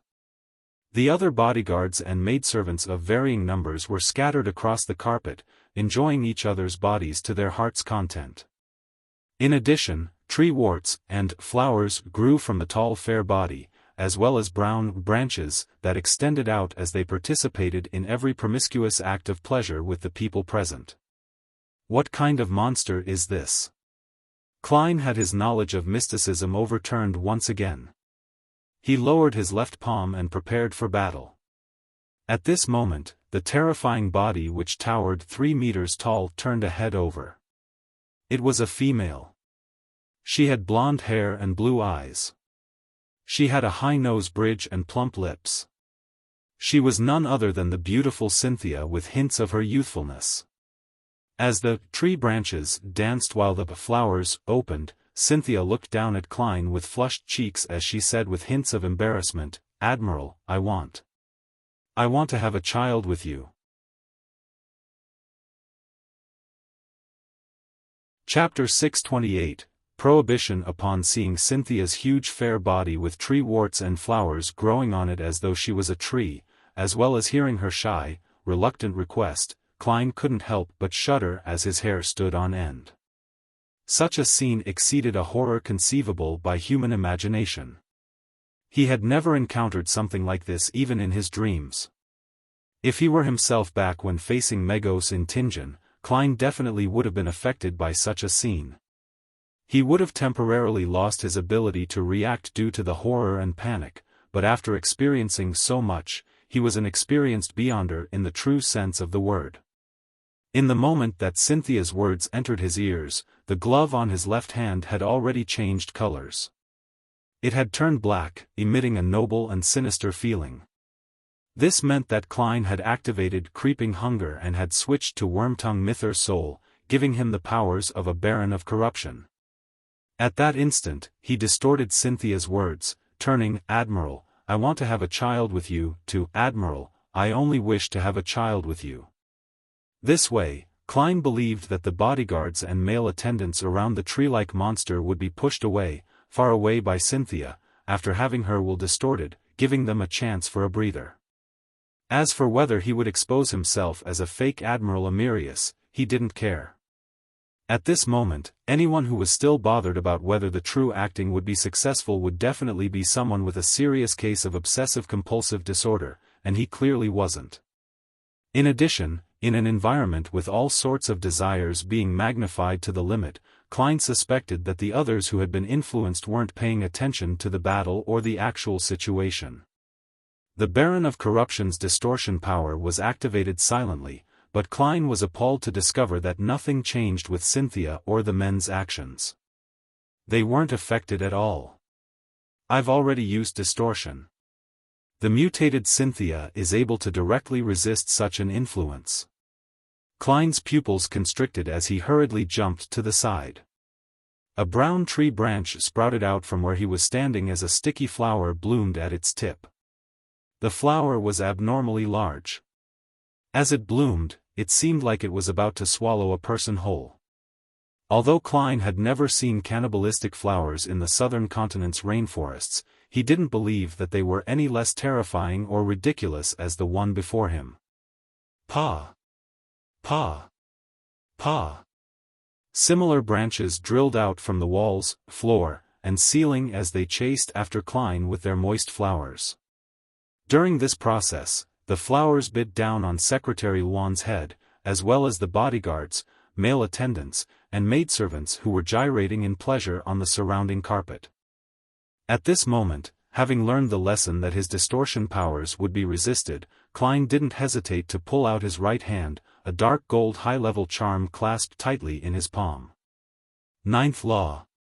He originally didn't plan on using the charm so quickly. It wasn't because he couldn't bear to use it, but he wished to engage in a longer battle to determine what Cynthia was good at after mutating into a monster. Only then could he target her weaknesses. After all, the Ninth Law was unable to make a general prohibition, and the clause had to be sufficiently specific. For example, it couldn't make Beyonder powers ineffective in the area, but it could specify the nullification of a specific Beyonder power. To use it to its fullest, he needed to observe carefully and make sound judgment. However, the present situation was forcing Klein to use his trump card. Otherwise, he suspected that he had no means of damaging this tree-like monster. If the Ninth Law charm isn't able to create an environment that allows me to kill the monster, I'll have to immediately escape from the villa with its help. I will lead Cynthia outside and find a chance to pray. I'll use the sea god scepter above the grey fog to bombard it with attacks. Just as the thought flashed in his mind, Klein, who had been constantly jumping amidst the attacking tree branches and flowers, solemnly chanted a word in ancient Hermes' law. As the activation incantation resounded, the dark gold charm in Klein's palm instantly turned ice cold. It was a coldness that seemed to make one lose any emotions. At that instant, Klein reached an extremely calm state. In the moment he threw out the Ninth Law charm, his thoughts rapidly surfaced as he considered what to prohibit. His first reaction was to prohibit the generation of any desire, but he knew that it was too general. Therefore, he thought of changing to the desire to procreate. After all, Cynthia's desire was to have a child with Admiral Amyrius. The influence she had on her surroundings was a result of this. Just as the Ninth Law charm was flying in midair, turning into bits of dark gold beams of light that scattered into the surroundings, Klein suddenly thought of a problem. Cynthia was only an ordinary person prior to this. This is a certain fact. Over the past 3 nights, Klein had used spirit vision, divination, and other methods to repeatedly confirm that Cynthia wasn't a Beyonder. Similarly, she would have long been discovered by Admiral Amyrius, who could distinguish between ordinary people and Beyonders. Therefore, her sudden transformation into a mutated monster was a problem he needed to pay close attention to. Could it be like Megos? She became a vessel of an evil god's descent through some form of ritual? No, if there's a ritual, it's impossible for me not to discover it. My spiritual intuition would have warned me not to activate my spirit vision and not look straight at Cynthia. It's some item or trait on her body that has an external force projected on her. Therefore, there weren't any problems the previous 2 nights until she suddenly mutated today. Regardless, the terror from her comes from somewhere else and not her body. Klein quickly made a judgment in 2 seconds. Without any hesitation, he seized the opportunity and said in a solemn tone, "This place is prohibited from having any interaction with the outside world." The ancient Hermes words, which were filled with mystery, instantly spread out as the dark golden light scattered everywhere and intertwined with the countless law-like symbols and magic labels before merging into the void. Hum. There was suddenly a light hum in Klein's ears as he seemed to see the formless light filled with desire get expelled out of the room. Immediately following that, an illusory and resplendent starry sky appeared before his eyes. They were points of bright stars. Pa! Pa! Klein's eyes burst as fluid, a mixture of blood and plasma, gushed out horrendously. Although he had used the ninth law charm to isolate any external influence, the level of the power was extremely high. Just a normal level of recoil was enough to penetrate the natural protection of the high-level charm and burst his eyes. This damage came abruptly and without any warning signs.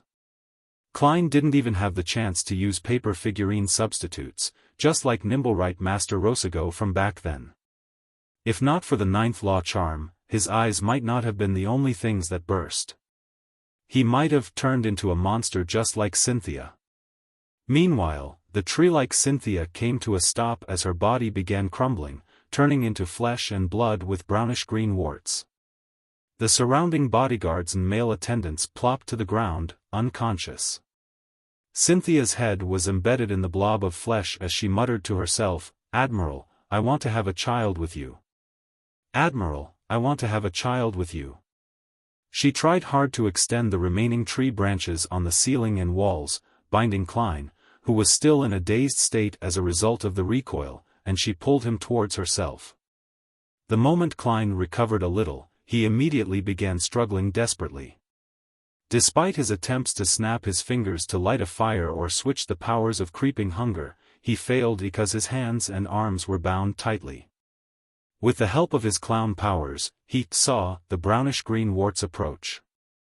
Stirred, Klein changed his appearance, turning his appearance from Admiral Amyrius to Gehrman Sparrow, a Gehrman Sparrow with bleeding eyes. The binding tree branches paused as they mysteriously released their hold. They began flailing everywhere as though in an attempt to grab at something. Cynthia's head was filled with disappointment and confusion as she muttered, "Admiral, where did you go? Admiral, where did you go?" Without the external force to continue the resistance, she finally only had the thoughts of having a child with Amyrius thanks to the Baron of Corruption's distortion. This made her release Gehrman Sparrow. Klein flipped to his feet and covered his eyes with his right hand and pulled downwards abruptly, moving the horrendous wound towards his left shoulder. As his left shoulder became mangled, creeping hunger was tainted with a pure and resplendent glow. Klein looked at Cynthia's head in the pile of flesh and blood with pity as he spread out his arms. A holy flame which swirled around a pillar of pure light descended from the sky, enveloping the monster that had been reduced to flesh and blood.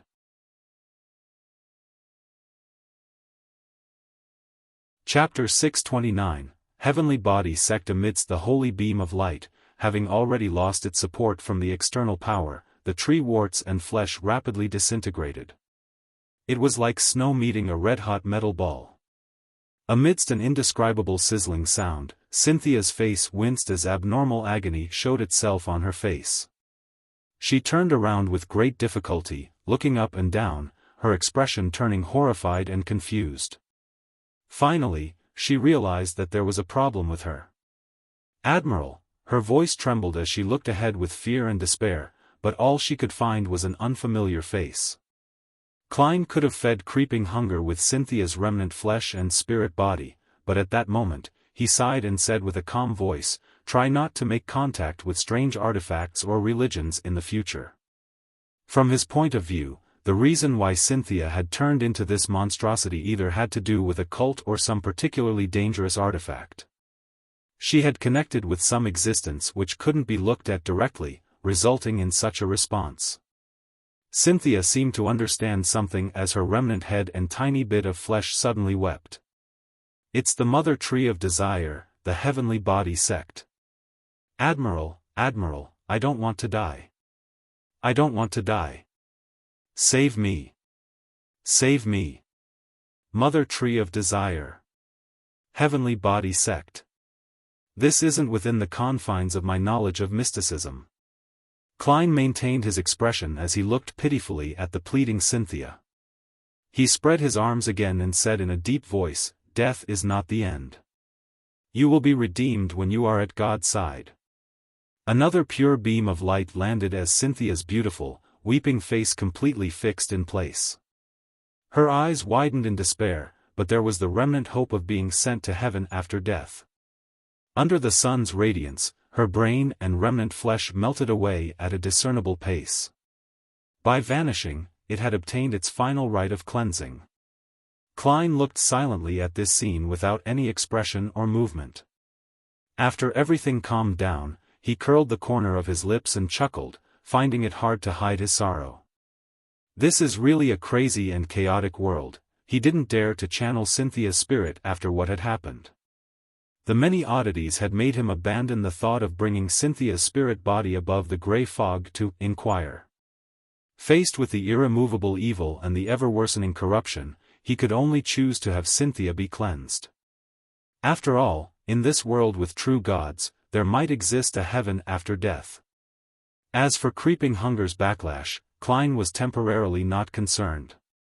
After spending a long time with it, this mystical item which had been sealed to a certain extent had adjusted to him. It didn't need to be fed after every use. It had been restored to its original state. Once it was activated, it just needed to eat once in a 24-hour period, regardless of how many times it was used. Of course, there was no need for it to be fed on the day it wasn't used. Therefore, Klein had plenty of time to seek out food for creeping hunger without harming the innocent. If the worst comes to the worst, I can throw it above the grey fog. Klein surveyed his surroundings, and he realized that the bodyguards and the male and female attendants in the room had shaken off the influence of their magnified desires, and they had fallen unconscious. This included the maidservant who was strangling her companion in a bid to obtain her approval and praise, as well as blonde secretary, Juan. Indeed, once the problem is resolved at its root, everything will come to an end. According to Admiral Amyrius's description, Juan is at least a sequence 6 beyonder, and he's suspected to be a baron of corruption. He might have secretly reached sequence 5. Even he was so easily controlled by his magnified desires, which means that the power that descended with the help of Cynthia is extremely potent. But why did I only have a wet dream? Ignoring my mystical items, Juan and I should be at the same level. Is it because a portion of the grey fog's power, when mixed with reality, provided me with help? Is it because of the restriction from Admiral Amyrius's temporary contract? Or could it be a mix of both? Yes, if it wasn't because of these factors, as Cynthia's primary target, my desire towards sex would definitely be magnified. This wouldn't just be me having a romantic dream. Klein habitually reached out with his right hand to cover his face as he changed once again back into Amyrius Revolt's appearance. As the lives of the others weren't temporarily under threat, he carefully observed the room when his spiritual perception was suddenly triggered. Taking a few steps forward, Klein came to where Cynthia had vanished. He bent down and picked up a necklace from a pile of torn clothes on the bed. A pendant that was the length of a finger segment hung from the necklace. It was completely black in color and looked like a miniaturized rhinoceros horn. Its surface was full and covered in cracks. Apart from exuding evil, there were no lustrous spirituality activity. This is the dangerous item that caused Cynthia to mutate? As it had connected to the existence which couldn't be looked at directly, it had completed its mission, allowing all its powers to be injected into Cynthia's body? Klein made a preliminary conjecture based on the pendant's situation and from his past experience. He checked the area and found nothing. Hence, he pulled out a paper figurine and dealt with the traces left behind. He dispelled the prohibition from the charm before walking towards Secretary Juan, who still had some signs of corruption due to temporarily being devoured by the flowers. He raised his knee and kicked him a few times with the tip of his shoe. With Amyrius's character, it's unlikely that he would crouch down to shake his secretary awake. This fellow's arrogant way of looking down on others sure is irritating. I really want to beat him up. Klein paused as he watched sternly as Luan gradually woke up.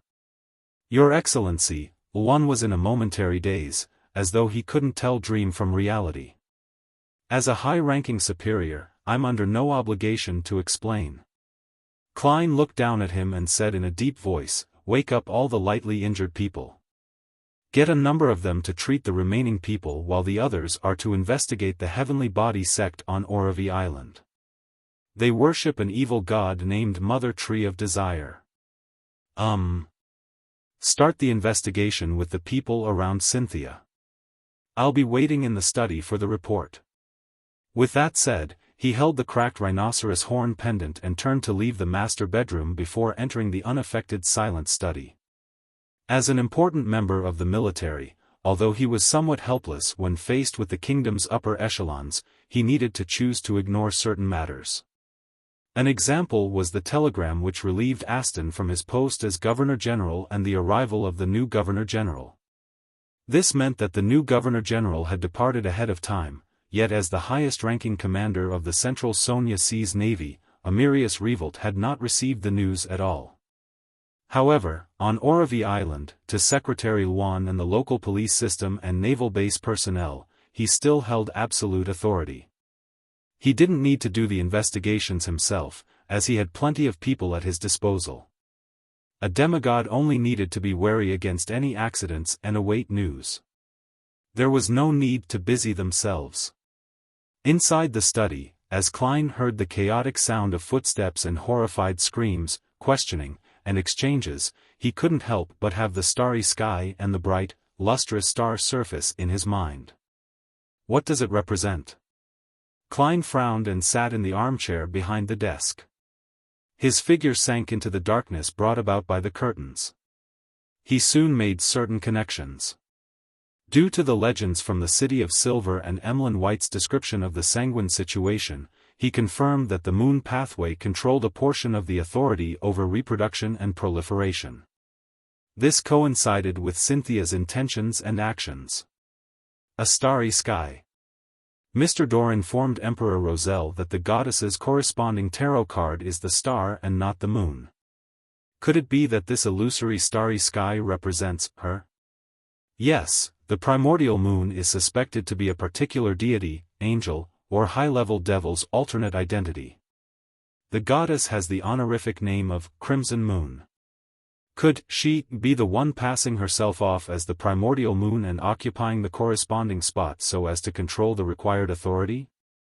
Although Klein knew that such thoughts were sacrilegious, he couldn't help but suspect the Evernight goddess. But he soon rejected that conjecture. This was because, be it vampire ancestor Lilith or the primordial moon, what they projected was only reproduction and proliferation. It didn't include the recognition of gluttony, pride, and desire.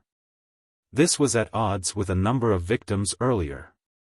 The other honorific titles of the Evernight goddess didn't include the corresponding domains. This does coincide with the traits of the devil pathway. A desire apostle is an expert in such matters. Could the one subjugating the primordial moon be a high-level devil, or even the king of devils who's known as the dark side of the universe, Sequence 0 Abyss? This is very possible, but the problem with this is that it shouldn't produce an illusory starry sky and bright stars. Be it moon or abyss, they have nothing to do with the corresponding symbols. Klein found his conjecture problematic the more he thought over the matter. Amidst his thoughts, he suddenly thought of a concept. It was something important back when he was first educated in mysticism but had never received a detailed description or explanation. That was the astral world. Apart from the Life School of Thought and a few other organizations' belief in uncommon concepts such as the world of absolute rationality, most schools of thought in mysticism believed that the world was comprised of the real world, the spirit world, and the astral world. There was no need to explain the real world.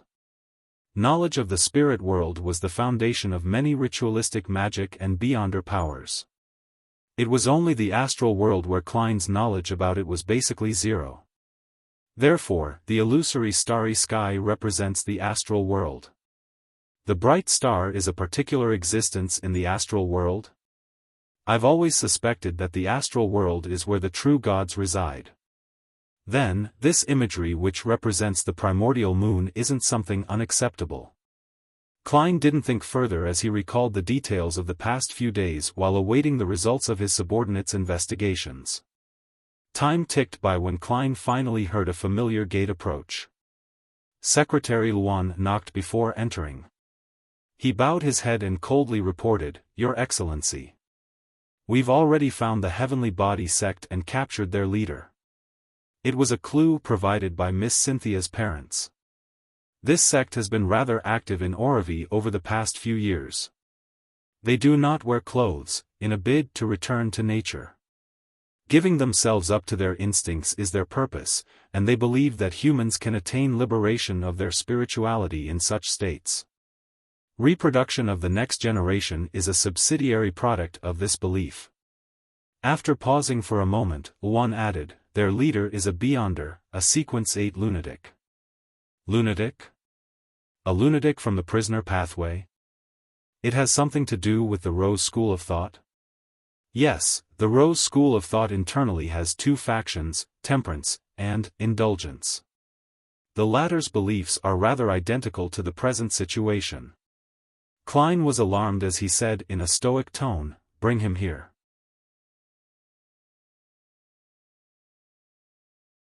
Chapter 630, Timeline. The leader of the Naturism sect was named Flight Ken, a man in his 30s. His thin face had brown whiskers, and there were evil-looking tattoos on his neck. He was brought in front of Klein by Luan. He looked ragged, as though he had suffered the most severe mental torture. "Your Excellency," while he was being captured, he kept exchanging his intelligence for strength, and he's on the brink of a mental collapse. Luan reported the facts, ignoring the possibility that Admiral Amyrius could tell the exact details. That's perfect. Klein had been previously worried that, as a lunatic, Flight Ken would refuse to answer his questions while under the mental pressure. That way, he had to take the risk of being suspected of dismissing his subordinates and attempting a spirit channeling. As he looked coldly at Flight Ken, Klein's left hand wore a golden luster under the cover of the desk. He had switched creeping hunger to the interrogator's soul. And interrogator happened to be Sequence 7 of Admiral Amyrius's Arbiter pathway. Deep in Klein's eyes, two indistinct flashes of lightning appeared as they overlapped with Flight Ken's figure. Psychic piercing was poised for attack. However, Klein didn't directly use the Beyonder power, as it was only at the level of a Sequence 7. Once he used it in front of Luan, he would immediately expose himself to the blonde secretary. With the pressure provided by psychic piercing on Flight Ken's spirit body, Klein sat there like the real Admiral Amyrius as he said in a deep voice, "Do you know Cynthia?" As he spoke, he raised his right hand high and dangled the black miniature rhinoceros horn from his palm. "What is its use?" The dispirited Flight Ken trembled as he felt as if a dagger was being held to his psyche, capable of penetrating him at any moment. He couldn't help but lower his head as he stammered, "Yes, I know her. Cynthia, Miss Cynthia wished to have a child with your Excellency, a child with Beyonder powers. She was introduced to me by her parents. It's a proliferation necklace created with the bestowment of the goddess's aura. By consuming its powder and wearing it for prolonged periods of time, it will be able to make your Excellency unable to resist her." Klein listened in silence as he was half convinced by Flight Ken's explanation. However, he still had his doubts. He believed that it was partially Cynthia's goal. This beautiful lady did wish to have a child with Admiral Amyrius, either by her own will or from the urging of others. This could be seen from her persistence even after she mutated. Although the Lone Kingdom's aristocrats didn't like or even discriminated against their illegitimate children, it was situational. A child who had successfully inherited their father's Beyonder characteristics would similarly be given importance. Those ancient families who knew many secrets viewed this with importance, and the Revolt family was one of those families. Furthermore, Admiral Amyrius is a stern and old-fashioned man on the surface, but he's someone who treasures his relationships. Even an illegitimate child would receive his love and have importance attached.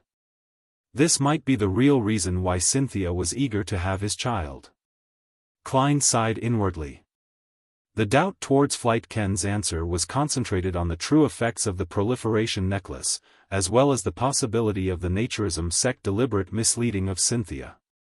As he strengthened the pressure brought about by psychic piercing, Klein silently stared into Flight Ken's eyes until he could no longer take it and bowed his head again. What other uses does this necklace have? Klein shook the cracked pendant. His tone was calm, as though he knew every secret. His questions were only to obtain the final confirmation. An indescribable pressure inundated Flight Ken, who was already on the brink of a mental collapse. He plopped to the ground and shouted nearly hysterically, "It can corrupt you." As long as Cynthia consumed the powder ground from it and sincerely chanted Mother Tree of Desire's honorific name, any man who has sex with her and successfully has a child would be corrupted. That will make you become a believer of the Mother Tree of Desire. To become her blessed.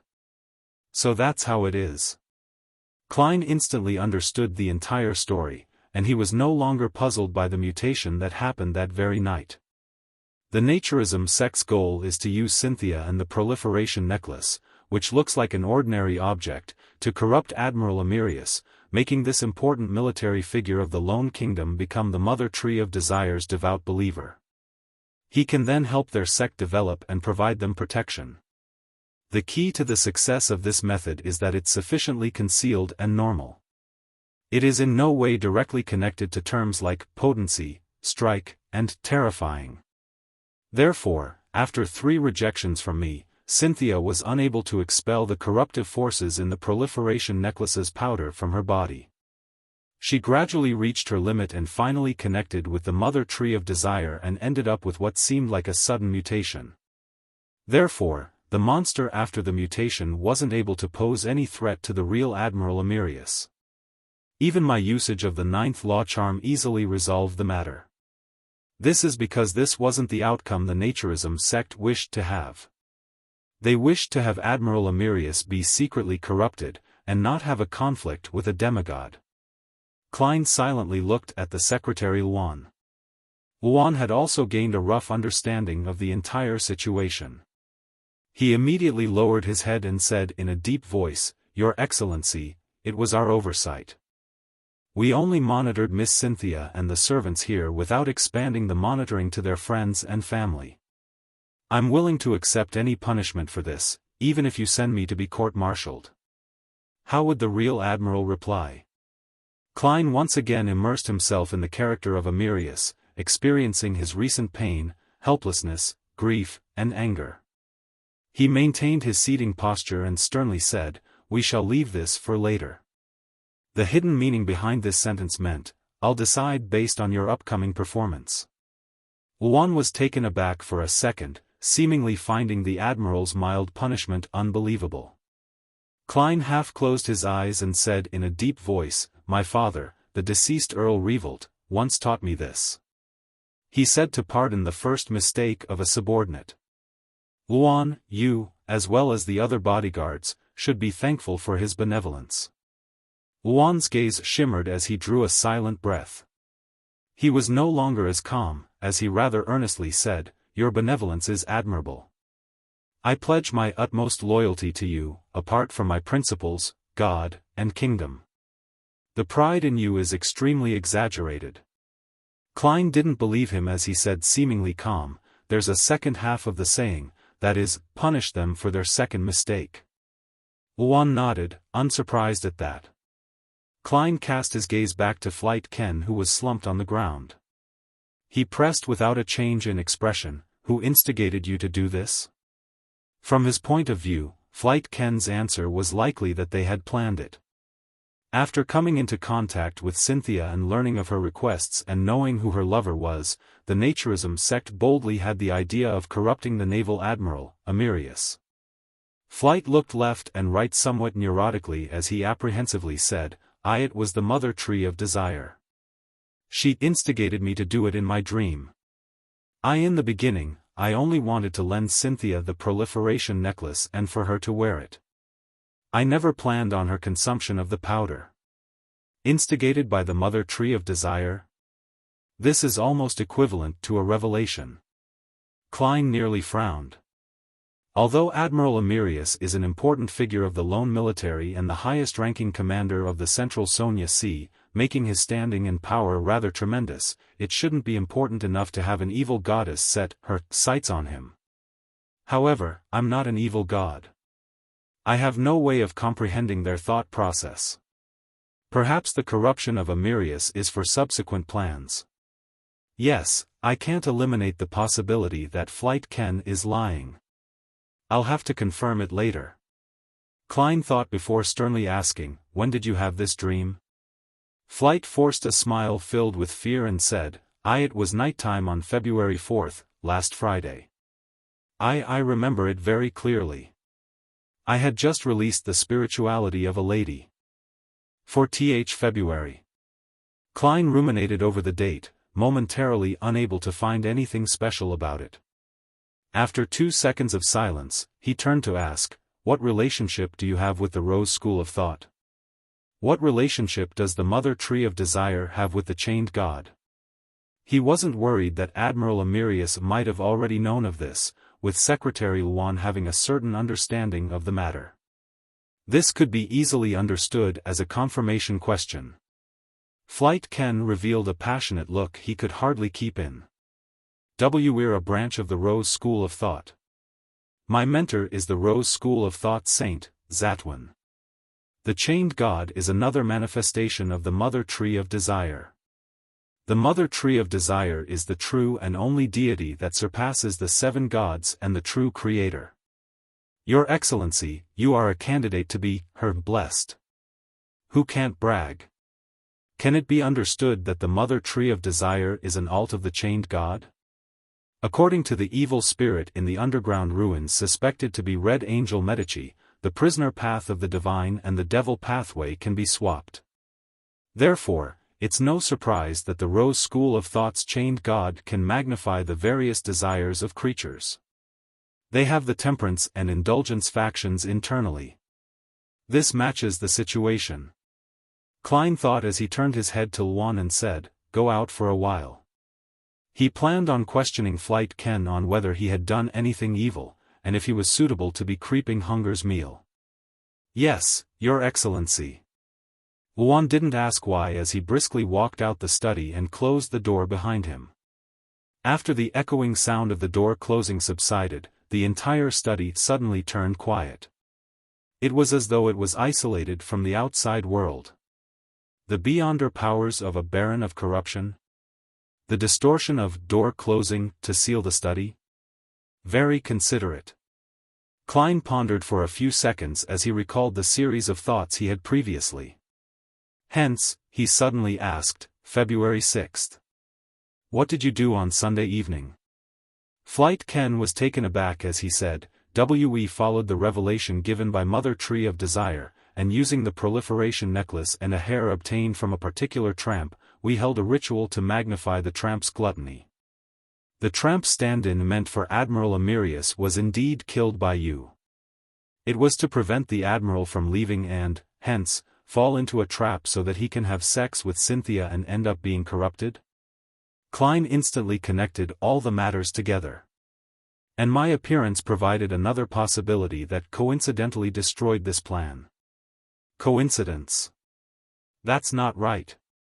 When the words, coincidence, flashed in his mind, Klein suddenly recalled the peculiarity of February 4th, the day the Mother Tree of Desire gave Flight Ken a dream revelation. It was the first day he arrived on Oravi Island.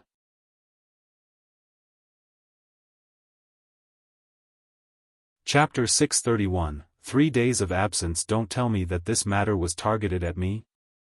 Klein was alarmed as he immediately became abnormally awake. As a person who had several similar experiences, he had quite a persecution complex. It really is possible. The Mother Tree of Desire used a dream to send Flight Ken a revelation just as I arrived at Oravi Island and began an entire series of plans. The first day I met Bilt Brando was the day the Naturism sect held the ritual to make the tramp stand-in die from gluttony. If they were targeting Admiral Amyrius, the plan needed to ensure that there was no lack of a stand-in, and that he couldn't find an additional helper or other means to conceal his departure. But clearly, this is something that cannot be confirmed. My involvement is proof. If the target was me, then the previous problem is explained. Klein used his clown powers to control his facial expression as he gloomily looked at Flight Ken. With such a theory, more questions emerged in his mind. But how were they certain that Bilt Brando would seek me out? The news of Gairman Sparrow being able to change into anyone was spread from Vice Admiral Ailment Tracy. It's an element beyond the mother tree of Desire's control. Of course, taking a different point of view, it's precisely due to the spreading of this news and my arrival in Oravi Island that made the Mother Tree of Desire send the revelation and put the plan into motion. But why would she want to corrupt me? My grudge with the Rose School of Thought hasn't reached the point of garnering the attention of an evil god. All I did was kill a Sequence 5 Wraith, a Sequence 6 Zombie, and a Sequence 7 Werewolf, with Miss Sharon and Merrick, snatching away the Scarlet Lunar Corona and biological poison bottle. My hunt against Admiral of Blood was terminated before it even started. It was an idea that didn't translate into action. The only thing that happened was the killing of Steel Mavedi. The act of revenge that resulted from this matter shouldn't even exceed the attention of a saint. Was it something special about me that resonated with some item formed by the aura of the Mother Tree of Desire on this island the moment I stepped onto it? But I've never faced any abnormal reactions from the holy artifacts left behind by other deities in Backlund or Tingen City. Furthermore, I did divine the matter above the grey fog and received the revelation that the death of the tramp was solely a coincidence. It wasn't arranged by a legendary creature or Grade 0 sealed artifact, but the outcome ended up different. This is the first time that divination above the grey fog has been disrupted in the true sense of the word. I didn't even notice that it had been disrupted. Klein's thoughts came to a pause as he discovered the most serious problem.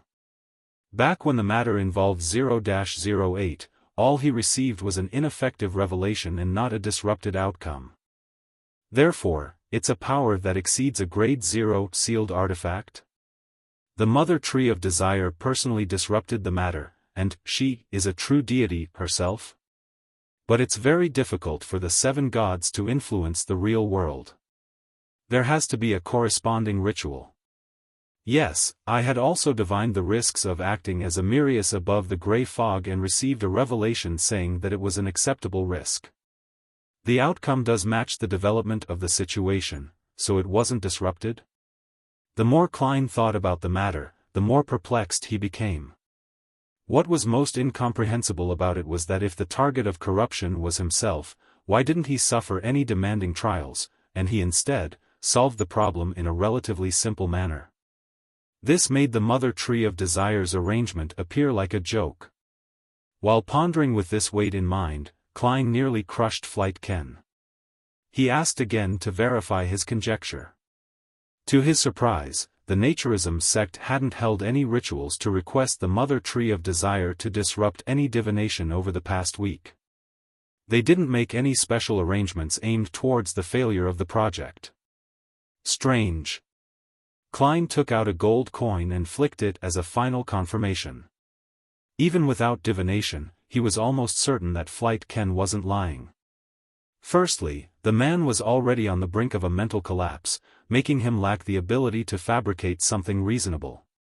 Secondly, Flight Ken's answers adhered to logic, completely confirming whatever Klein had deliberately kept to himself.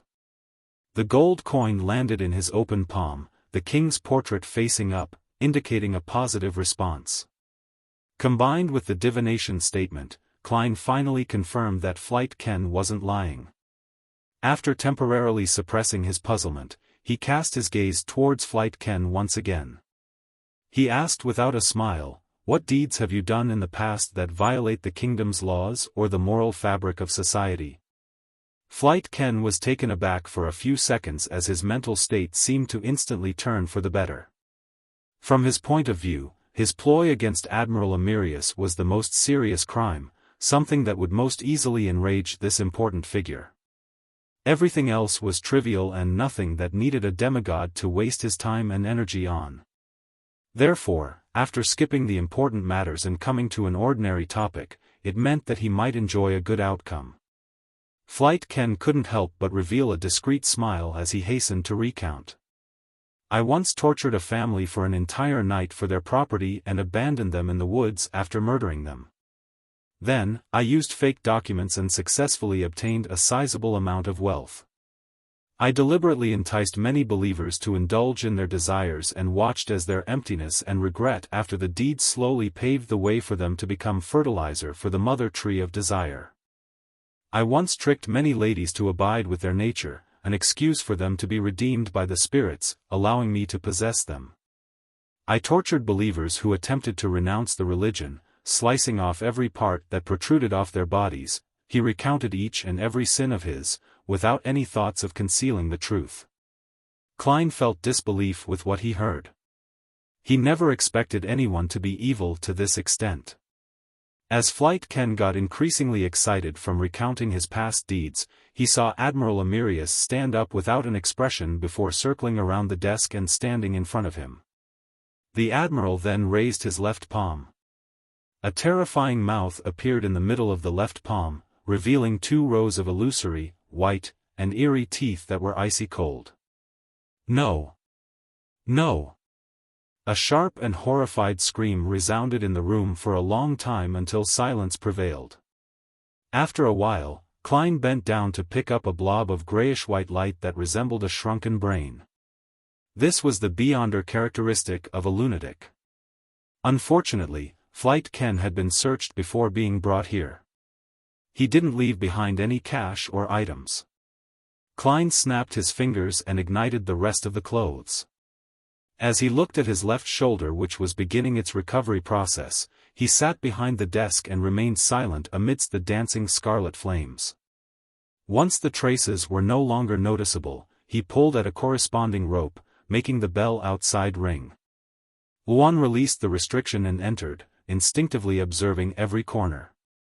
Instruct the guards and the base personnel to cooperate with the Oravi police to do a cleanup of the Naturism sect. It's best if clues can be found and a number of Rose School of Thought members are caught. Klein solemnly gave the order. Yes, Your Excellency, Wuan answered respectfully. He didn't ask where Flight Ken was, as though the leader of the Naturism sect never existed. Klein didn't pay too much attention to the raid on Oravi Island. Using the excuse that he was slightly injured, he declined the remaining schedules for the next 2 days. This meant that he didn't need to worry about needing to exude the might of a high-sequence beyonder of the Arbiter pathway after expending the 9th law charm. Nearing noon, Wuan entered after knocking the door and reported, Your Excellency, Mr. Aston has yet to leave on the liner. The new Governor-General, Ben Conrad, has sent an invitation to participate in the banquet he's hosting tonight. Ben Conrad. The person who replaced Aston as Governor-General. According to what I know, Viscount Conrad's family is a loyal subject of the royal family. Talon likely got to know Prince Edisac while being the equestrian teacher of Viscount Conrad's youngest son. Klein nodded gently as he immersed himself in Amyrius Revolt's complex emotions. He remained silent for a few seconds before saying, Inform Governor-General Conrad that it's inconvenient for me to attend the banquet, because of the injuries suffered from the Naturism sect's assault. Apologize to him on my behalf. Yes, Your Excellency. Wuan didn't persuade him otherwise and calmly left the room. A demigod definitely had the right to be willful. As long as he didn't engage in some secret ploy or commit any serious mistake, there was no way he would be blamed regardless of what he did. This was because any faction would be willing to rope in a demigod. As he watched Wuan's back vanish from the door, Klein shook his head indiscernibly and sat back behind the desk. A quiet day quickly passed. When it was almost midnight, Klein, who was sleeping in the guest room, suddenly woke up and sat up. His spiritual perception told him that someone had entered the house. Klein focused his gaze at the window and saw a middle-aged man in a tailcoat. He had black hair and blue eyes, with the corners of his mouth slightly sagging. He was none other than Admiral Amyrius. Phew! He's finally back. Klein slowly stood up and cautiously asked, What item did you give me before? He was afraid that the Admiral Amyrius before him was also a faceless in disguise. Admiral Amyrius stood there and answered with a stern expression, the ninth law charm. Without waiting for Gehrman Sparrow to speak again, he took 2 steps forward and calmly asked, "Did anything happen in the past few days?" Klein controlled his facial muscles and said, "Your secretary committed a mistake and was injured." "Oh? What else?" Admiral Amyrius nodded with deep reservation. Klein tried hard not to move his gaze away as he looked straight at him and said, "Your younger brother has been relieved of his post as Governor-General. The new Governor-General has already taken over. Your Miss Cynthia mutated into a monster and was purified by me. A number of your bodyguards and attendants were infected to a certain extent and are currently receiving treatment." Amyrius's expression turned into shock bit by bit in an uncontrollable manner. His eyes moved slightly, as though he suspected whether he had returned to the wrong place. It had only been 3 days.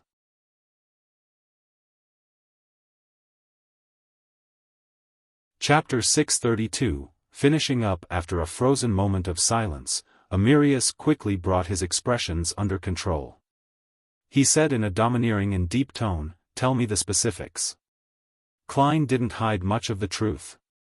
He began with Aston Revolt's question, before mentioning the warning from the mysterious person in the dream, and how he was told not to make a choice that resisted the trend of the times. Following that, he talked about the sudden telegram, and finally he spoke of Cynthia's mutation. He went into detail about the situation, the arrogance of the secretary, how he dealt with it, and the general investigations that followed. The only information he kept to himself was that the February 4th was the first day he arrived on Oravi Island, as well as his subsequent guesses. Of course, he was also very vague with matters regarding combat. He believed that Admiral Amyrius was understanding enough. After all, what a Beyonder was good at or what unique abilities he had were one of their greatest secrets. If they were exposed or understood by others, it gave others a chance of setting up a targeted ambush, making it possible for them to die under the hands of an enemy of a lower sequence. Below that of high-sequence Beyonders, many Beyonders could be very powerful or very weak. After Amyrius listened to the recount in silence, his expression didn't seem to change in the dark room. However, the fact that he hadn't interrupted Klein's recount implied something. After a few seconds of silence, he asked in a deep voice, "The mysterious person who infiltrated your dream emphasized the fate of an era, as well as the trend of the times?" "Yes." Klein had already changed back into Gehrman Sparrow's appearance. He didn't deliberately go into detail that the mysterious person had never mentioned Aston Revolt's exact plan. Amyrius fell silent again. "You maintain my appearance in your dream?" "Yes, this is my secret," Klein answered succinctly. Amyrius nodded indiscernibly as he paced around in a tiny area before looking back at Gehrman Sparrow. "There were no problems with your choices." Upon hearing this, Klein seemed to receive the ultimate and most effective feedback. A large portion of the potion in him was digested as a result. Amidst the deep, reverberating tone, Amyrius turned his body to the side and said without any hint of emotion, "I originally had no plans to have a contract with the stand-in, and instead I wanted to inform Cynthia that I had the symptoms of losing control, making it impossible for me to have any physical relationship with her for 5 days. However, I later changed my mind due to certain reasons. If not for the temporary contract's forceful restriction, even if I'm able to withstand the temptations during usual times, I might not have been able to resist the magnified desires last night. Of course, if Cynthia knew of the 5-day restriction ahead of time, she wouldn't be in such a rush to consume the powder ground from the proliferation necklace. It would have prevented her from sensing the mother tree of desire and end up mutating. But as such, the ball is in the Naturism Sect's court. They could have made up an excuse to get Cynthia to consume it. This matter was really targeted at me. What does the mother tree of desire actually want? Also, what was the reason that caused Admiral Amyrius to make such an important change? Klein seemed to grasp the crux of the matter as he looked at Amyrius's side profile. What's the reason? Amyrius said with a deadpan expression, there's no need for you to know. For the first time in his life, Klein hated such a response. After some thought, he took out the cracked pendant and threw it at Amyrius. This is the proliferation necklace that originated from the mother tree of desire. Amyrius raised his hand to catch it before looking down. You may leave. Go to Bilt to receive your reward. Aren't you worried that I know of something I'm not supposed to know? That's right. Aston's ploy has been exposed and is known by his political enemies. As for Amyrius, he was clearly not involved, therefore, it doesn't matter if I understand anything. Klein imagined that there would be a long-term confidential contract, but to his surprise, he could leave just like that. Noticing that Amyrius didn't raise another matter, he pointed at him and said, "Clothes." Only then did Admiral Amyrius look up, silently taking off the formal attire comprised of a shirt and tailcoat. Klein had originally wished to ask for additional payment due to the excessive dangers that went beyond the scope of the original agreement. But after secretly confirming that Cynthia's outcome was because of him, he abandoned the idea while feeling guilty.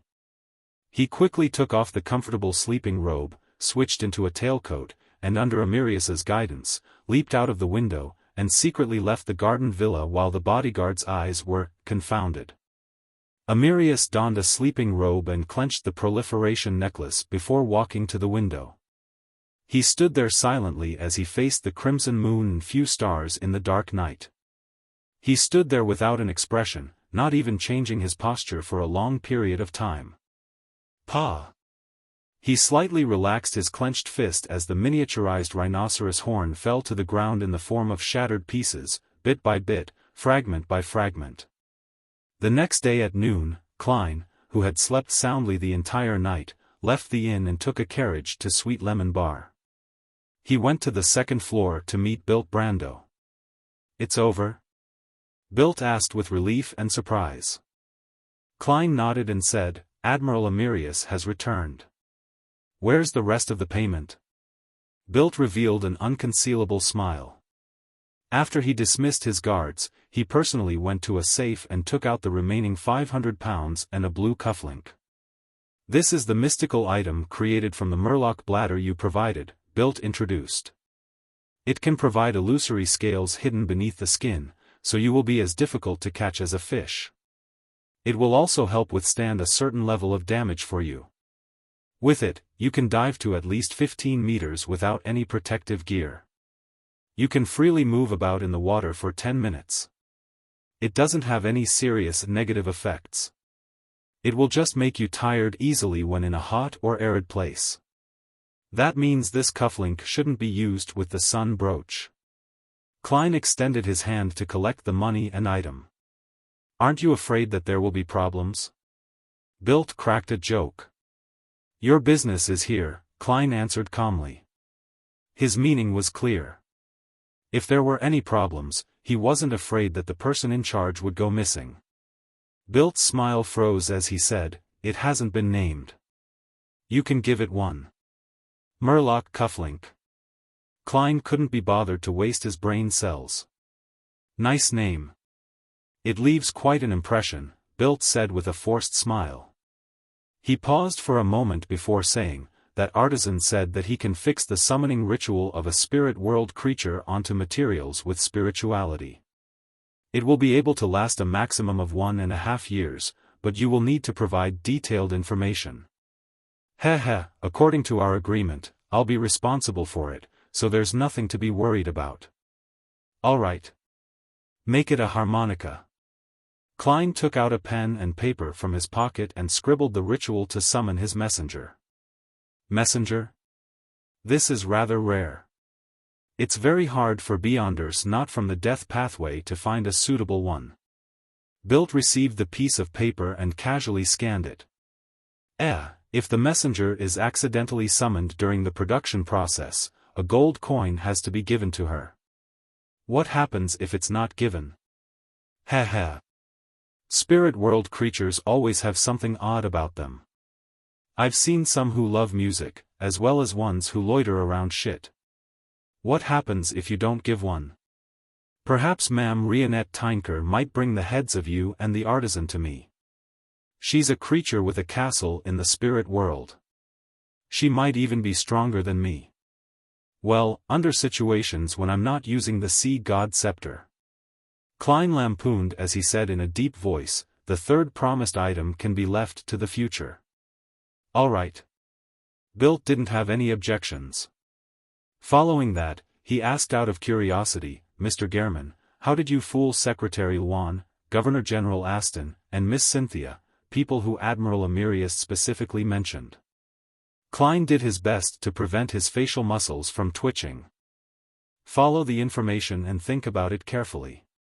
He didn't provide an exact description before he stood up and bowed with his hat. It's time I bid farewell. It was a pleasure working with you, Bilt answered with a smile. After watching Gehrman Sparrow's figure vanish behind the door, he shook his head and chuckled, muttering, this powerful and crazy adventurer is actually a natural actor? After lunch, his subordinate sent him the day's papers. As Bilt sucked on a cigar, he flipped through it when his expression suddenly froze. Last night, the new Governor-General, Ben Conrad, held a banquet. New Governor-General? Aston Revolt has been relieved of his position as Governor-General? Bilt picked up the other sets of newspapers and found the same piece of information. With his connections in Orovie, he should have long heard of news regarding a replacement of the Governor-General. However, the replacement was extremely sudden. Most people only learned of the situation when the new Governor-General officially made his appearance. After a while, a partner who was secretly serving Admiral Amyrius entered the room. Your Excellency wants you to investigate the people around you for Naturism sect believers and sink them all into the sea, the partner passed on Amyrius's instructions. All right. Bilt asked curiously, what exactly happened? The Naturism sect suffered a terrible blow since yesterday. His Excellency suffered an assassination attempt from the Naturism sect yesterday. Miss Cynthia perished as a result. Secretary Luan was injured, and the Admiral lost many of his bodyguards, the partner described simply. Bilt was momentarily stunned. Aren't these the people Admiral Amyrius mentioned to be careful of when acting in front of them? I even specially emphasized it to Gehrman Sparrow. Now, Miss Cynthia is dead, Secretary Luan is injured, and Aston Revolt has been relieved of his position as Governor-General. The corners of Bilt's mouth twitched while he wore a blank expression. Eastchester County, Stone City. Audrey silently listened to a noble lady's words, echoing her from time to time as she provided an ear to listen to. Towards the end, the noble lady praised her sincerely, Audrey, you really are an angel. I feel a lot more comfortable after chatting with you.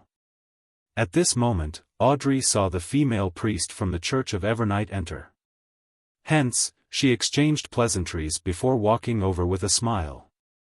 This priest appeared ordinary, as she only provided low-level preachings, but in fact, she was a secret member of the Psychology Alchemists. Audrey, the potion formula is already in my hands. However, you need to contribute enough to obtain it, the female priest whispered while no one was paying attention. Audrey's eyes darted around slightly as she said, that wouldn't be an issue. However, Ma'am Smine, can you tell me its name? The female priest looked around before saying with a suppressed voice, Hypnotist.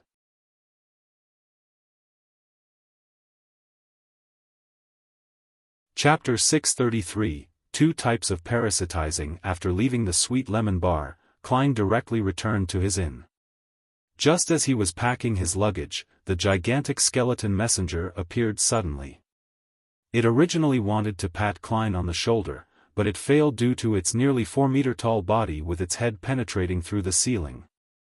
All it could do was throw the letter ahead before collapsing into nothingness. Mr. Azek has finally replied. It has almost been a week. Has the messenger been changed? It looks like the original one and would make the corresponding warning. Klein caught the letter and unfolded it. I'm very sorry that I'm only replying to you today. Perhaps it's because the memories I've recovered has exceeded the limits of my body. I had to spend several days in a deep sleep to adapt to it. The matters you describe does coincide with the traits of a marauder pathway. Their corresponding sequence 4 is parasite. In higher sequences, they possess the beyonder powers of parasitized bodies. According to what I know, there are 2 types of parasitizing. The first type is a preliminary state. The parasite would borrow the host's body to hide himself, so as to extend his lifespan and recover from his injuries. He can see and hear whatever the host sees and hears, but he is unable to interfere with the host's thoughts or steal his thoughts. Therefore, for a host to converse with a parasite, he will have to be the first to speak. The other is full control. The parasite is nearly fused with the host's spirit body, knowing and understanding his thoughts, as well as take over control of the body. Faced against the first type of parasite, one can inform the host via dreams or a subconscious conversation without worrying about being discovered by the parasite. This is because the parasite has to use the host's senses to sense his surroundings. For the second state, there is no way to converse with the host without the parasite's knowledge. However, there is a chance of eradicating the parasite, which is to rely on the host's faith. It's very difficult for me to accurately describe such matters, and all I can say is that when one opens his heart while praying, the target of the prayer would be able to discover the existence of the parasite, and through a particular ritual, provide feedback to complete the separation or eradication. Of course, the prerequisite is that the host himself doesn't know of this, otherwise, the parasite would definitely be alerted and begin carrying out preventive measures. Isn't the latter situation somewhat similar to Little Son's? He prayed to me without much thought, and I discovered the existence of Amon's avatar.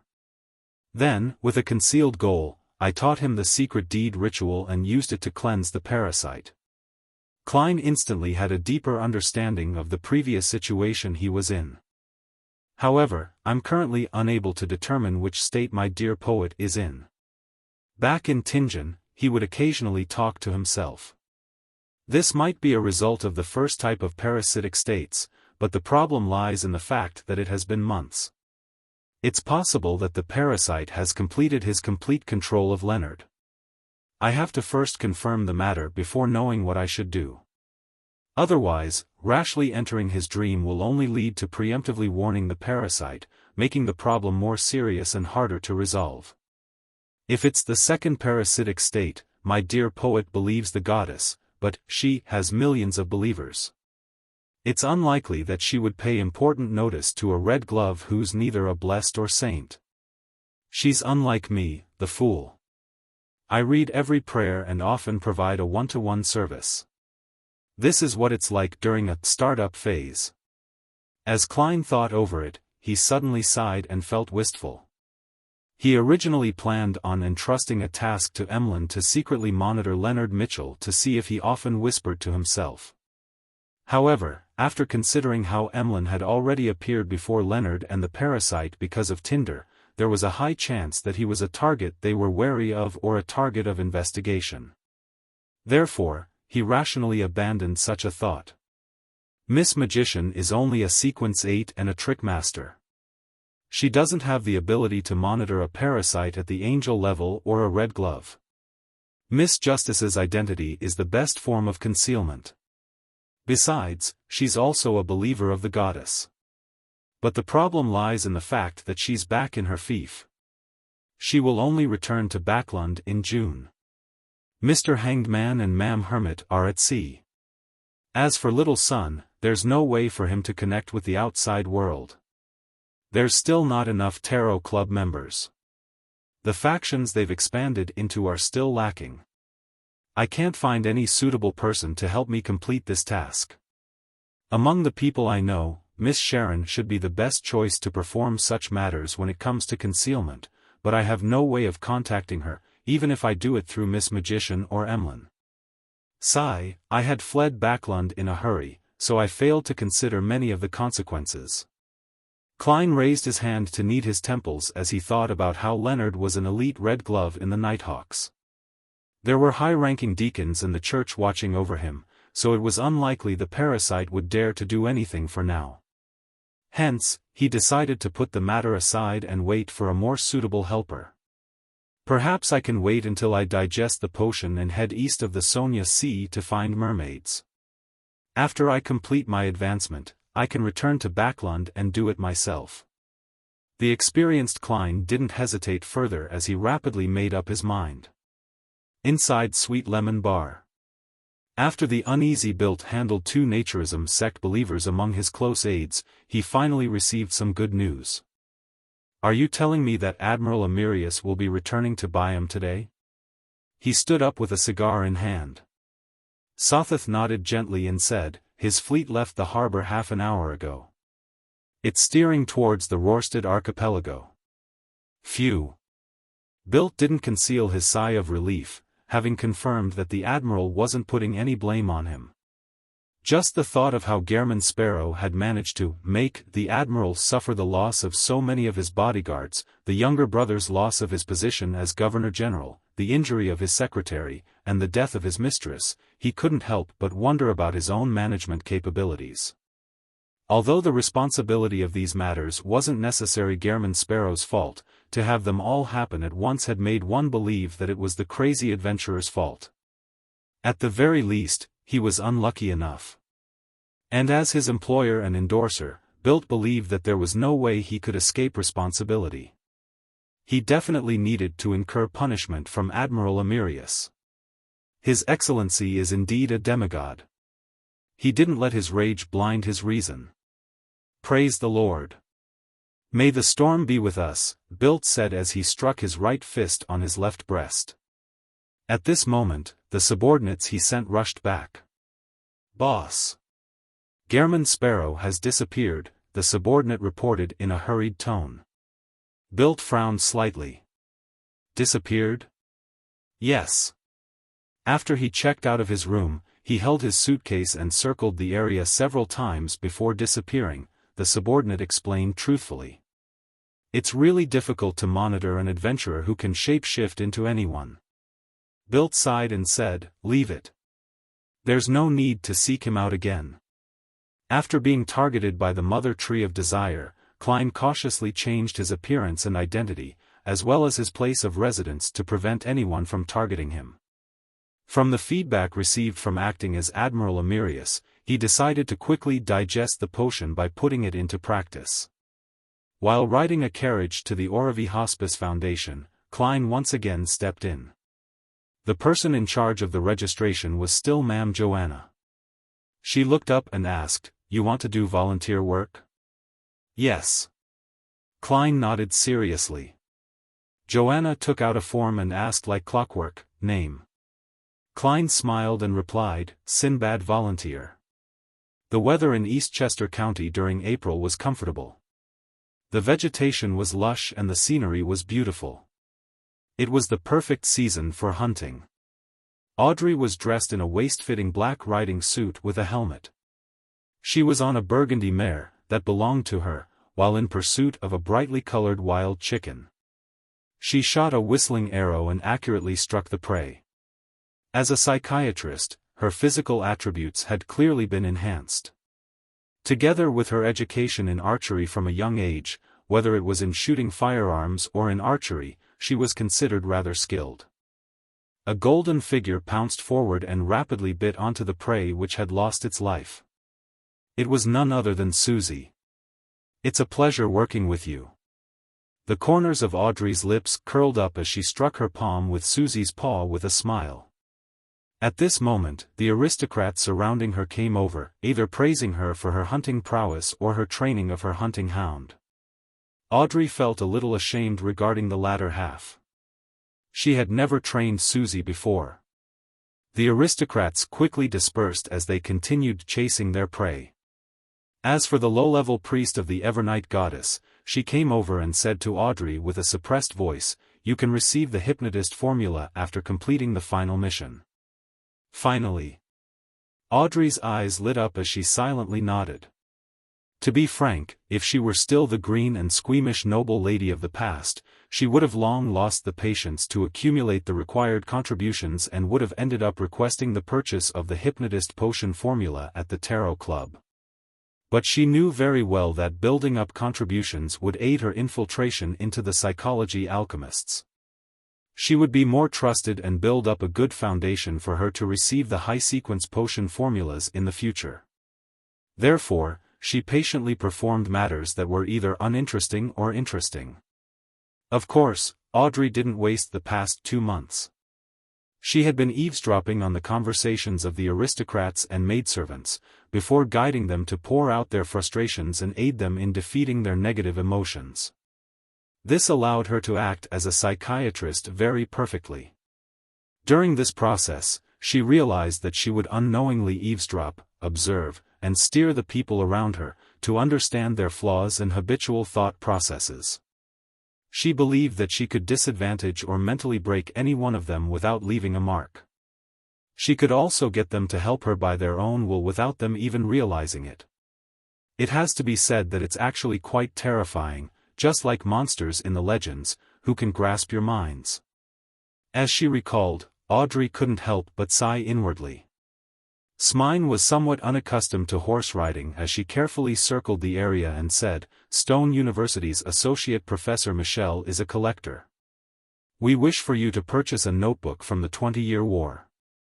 The 20-Year War referred to a war between the Lone Kingdom and Faesac Empire in the 5th epoch's year 621 to 642. The former was defeated and lost the ancient Elves Island, which was present-day Sonia Island.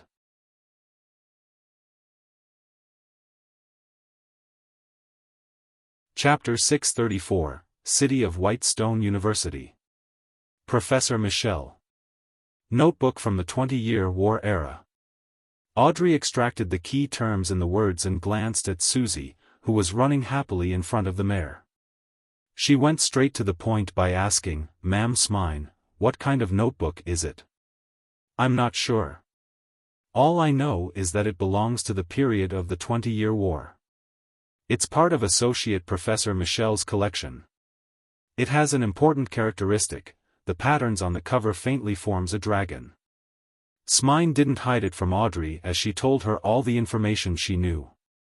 Audrey, who silently listened to her descriptions, restrained her burgundy mare as she considered how she could complete the mission. Visit Associate Professor Michel and view his collections before raising a request to buy one of the items isn't too difficult. Although it's embarrassing to admit this, it's quite unlikely he would reject me regardless of the way it's said. Yes, Audrey, you shouldn't be overly reliant on these. The biggest problem is being out of the blue. I didn't know Associate Professor Michel before this, making it very difficult to explain why I'm suddenly visiting him. Besides, I don't know what the notebook means to him. Announcing my desire to purchase it might result in him being alert and wary. Jen's elder brother is studying at Stone University.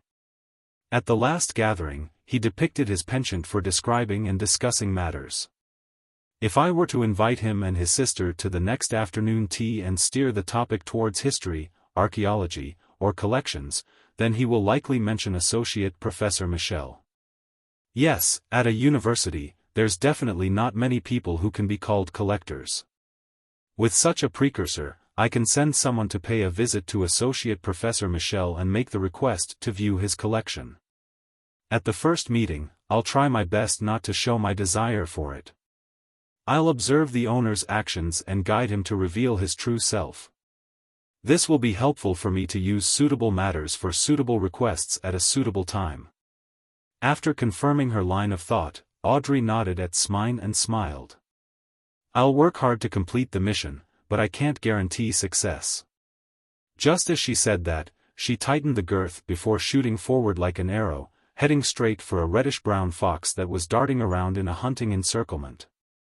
Above the tumultuous sea, the Blue Avenger was like a leaf tumbling amidst heavy squalls.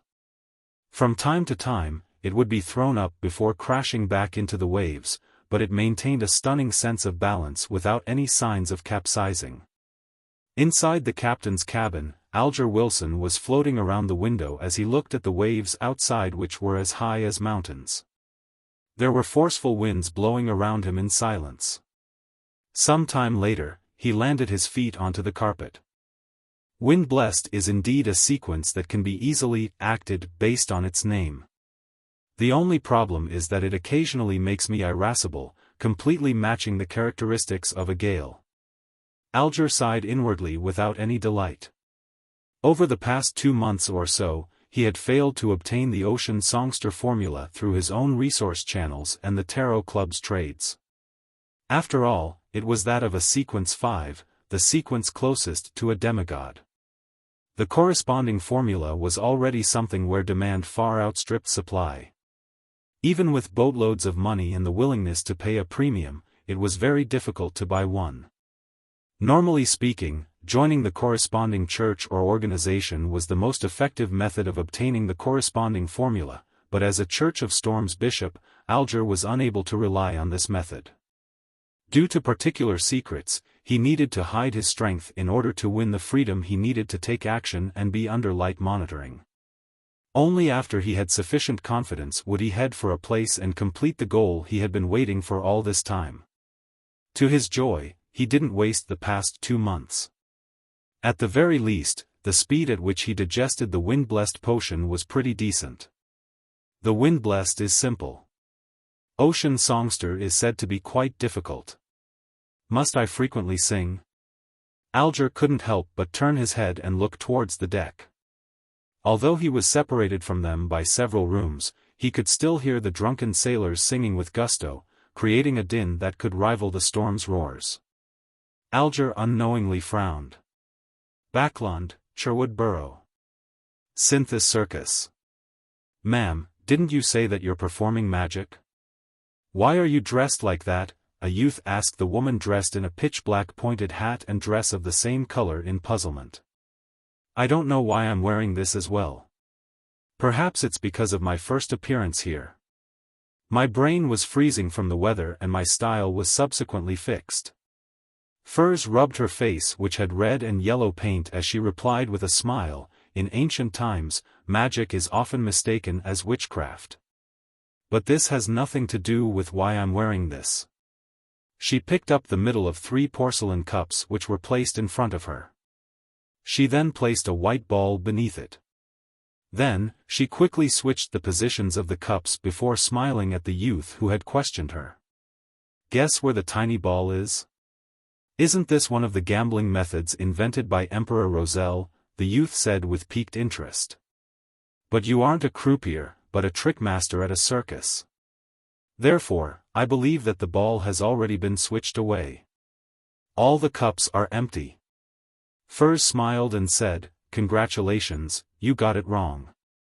She suddenly picked up the cup in the middle as a white blur flew out. It was a dove. As for the tiny ball from before, it was where the dove had left. Wow! Godly! Wonderful magic! Brilliant! After a series of amazed exclamations, Furs clearly looked pleased with herself as she looked at the distant cathedral bell, put away her props, and returned to the tent where the circus master resided. Are you really resigning? I can double your salary. The circus master came over as he tried to persuade her otherwise. Unfortunately, I had already summarized the trick master principles by the middle of March and had already completely digested the potion last week. If it wasn't because the contract ended today, I wouldn't even be here today. Although being a trick master feels very nice, this doesn't stop me from my goal of advancing to astrologer. Teacher said that he would be giving me the formula, ingredients, and a gift this week. What kind of gift will it be? Sigh, the ravings from the full moon are getting more terrifying. If not for Mr. Fool, I definitely would have lost control and become a monster. Furs extended her right hand and covered her mouth, languidly yawning. Then, she said with a smile, well, I'm actually a best-selling author. My next book is related to circuses, so I came here to be hired. A best-selling author? The circus master's eyes lit up as he said worriedly and expectantly, will you write bad things about us? Are there any? I had a great time for the past 2 months. Furs took off her pointed black hat. The circus master revealed a sincere smile and said, Ma'am Wall, can you mention our circus's name in your book? I'll pay you advertisement fees. Of course, it won't be much.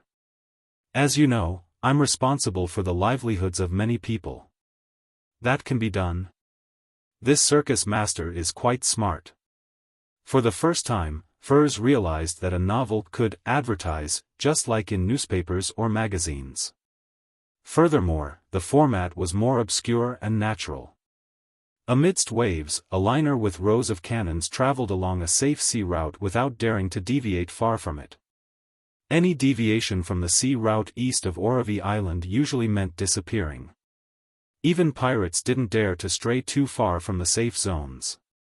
This sea was filled with unexplored regions, filled with all sorts of sensational legends.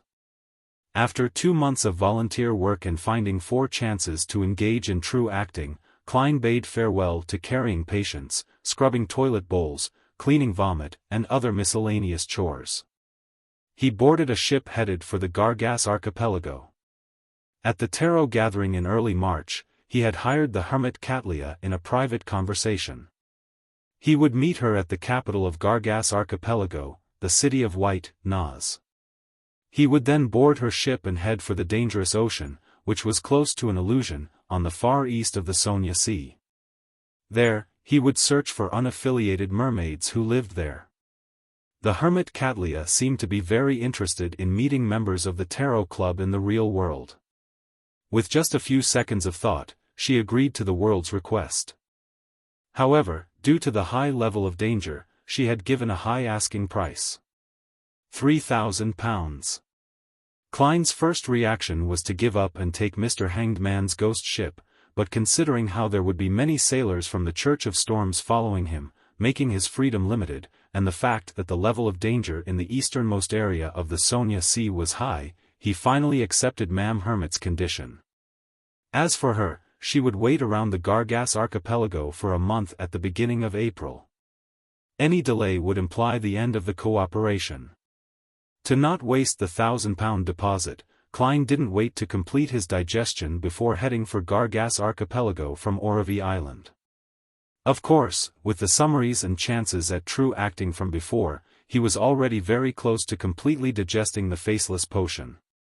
Even if he didn't use true acting, just acting in his capacity as Gairman Sparrow was enough to complete the digestion in 2 to 3 weeks. Due to this reason, as well as the world's identity being tied with Gairman Sparrow, Klein transformed back into the lunatic and powerful adventurer once he left the hospital. However, he did disguise himself to a certain degree.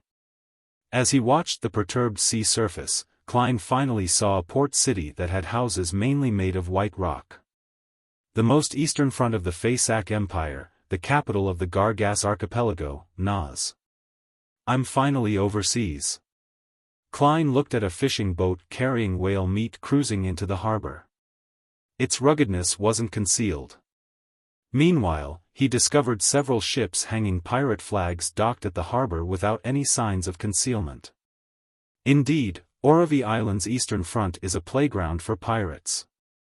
Klein wore his hat and carried his luggage and left the cabin after the liner came to a stable halt. He went down the gangway into the harbor.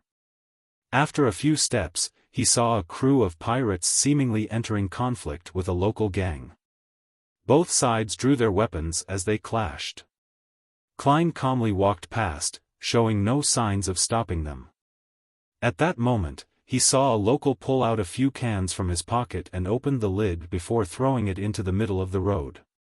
What's the meaning of this? Klein nearly laughed out before recalling an infamous item at sea. Canned wolf-fish.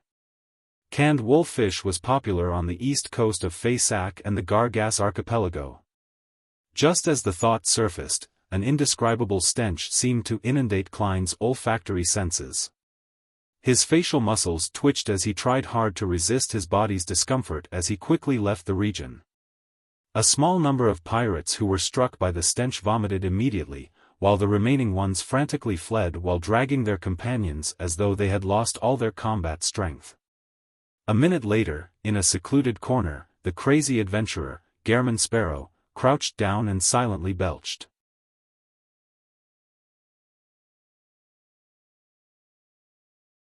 Chapter 635, Meeting the smell of canned wolffish is really pungent. Not only is it smelly, but it's also disgusting. It's practically a biological weapon. Klein crouched in the corner and took nearly a minute to recover. Before that very instant, he had underestimated canned wolffish.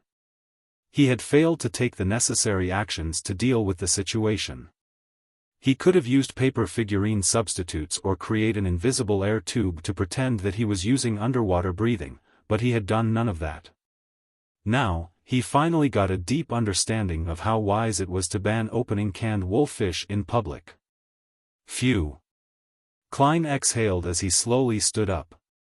Carrying his suitcase, he slowly walked towards the harbor. His first impression of the city named Naz was one of many white houses, with stone being a common material for the buildings. The second impression was that it wasn't too far north, but the temperature was rather cold. Even though it was already April, it was still only a few degrees Celsius. The third impression was that there were many whaling houses. Gigantic beluga whales were being dismembered for their skin, flesh, fat, bones, and gray amber. The latter too could be used to make pannier for banquet dresses or top-grade scented materials. Whether it was for incense or perfume, they were considered luxurious goods that only the wealthy and nobles could enjoy. As for the skin, flesh, and fat of beluga whales, they also had their own uses. They were used separately to make clothes, food, or oil-related products. In Naz and the Gargas archipelago, the culinary methods for preparing beluga whale had transformed into a unique culture. There were all sorts of techniques and famous restaurants. Klein passed by the various whaling houses, seeing separated fat being carried out on cargo carriages towards nearby factories that spewed black smoke. They were oil refineries which were very unique to Gargas. Beluga whale fat could be refined into whale oil which could be bottled and made into outstanding incendiary material and the lifeblood of particular industries. Very unique. Klein exhaled some mist as he stopped and watched for a while. Out of the harbor and into the city district, a cacophony of Faesak inundated his ears. Having mastered ancient Faesak, the source of the northern continent's language, Klein was long familiar with the language of the northern continent barbarians. He turned his head upon hearing the din and saw the tall populace with slightly blonde hair raising horizontal banners as they protested on the streets. The horizontal banner right at the front clearly wrote the reasons for their protest. Oppose the poaching of beluga whales. We need sustainable development. Pfft. Klein nearly lost his cool as he believed that the concept of sustainable development was highly likely to be invented by Emperor Roselle. As he swept his gaze, he looked at the banners behind it and understood the goals of the protest. Whaling for survival, not entertainment. Humans aren't more important than beluga whales. Greedy devils should leave Naz. At this moment, a policeman dressed in a gray uniform held a shield, riot fork, and baton to stop the protesters from advancing. After a brief argument, the scene quickly turned violent. Many protesting youths threw open canned wolffish, as well as Molotov cocktails. The police didn't show restraint as they forged forward, raising their shields and striking with their batons. Klein pinched his nose as he watched the fire burning on the street. He realized that many passers-by were completely unfazed. Apart from a small bunch of spectators, the rest continued proceeding to their destinations. It appears that such things happen often in Naz. Do protests develop into riots? As expected of the Faesak Empire. Klein mumbled to himself, circled the street, and casually found an inn to stay. He continued registering as Gehrman Sparrow, unworried that the news released by Vice Admiral Ailment Tracy would cause the Church of the Evernight Goddess to view him as a faceless.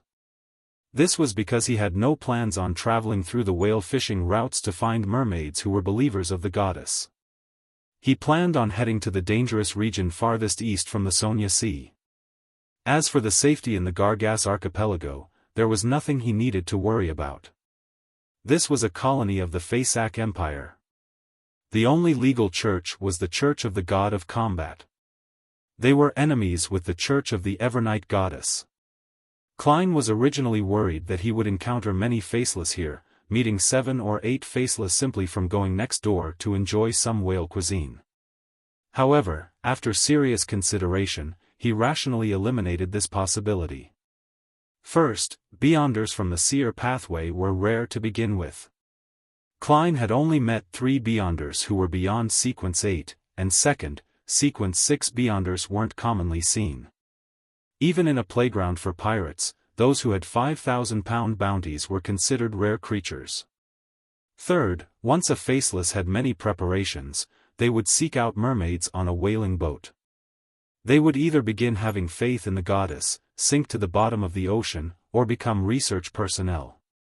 Otherwise, the extremely smart ones would seize the opportunity and successfully advance before leaving safely. It was very rare for them to stay on Gargas archipelago for long.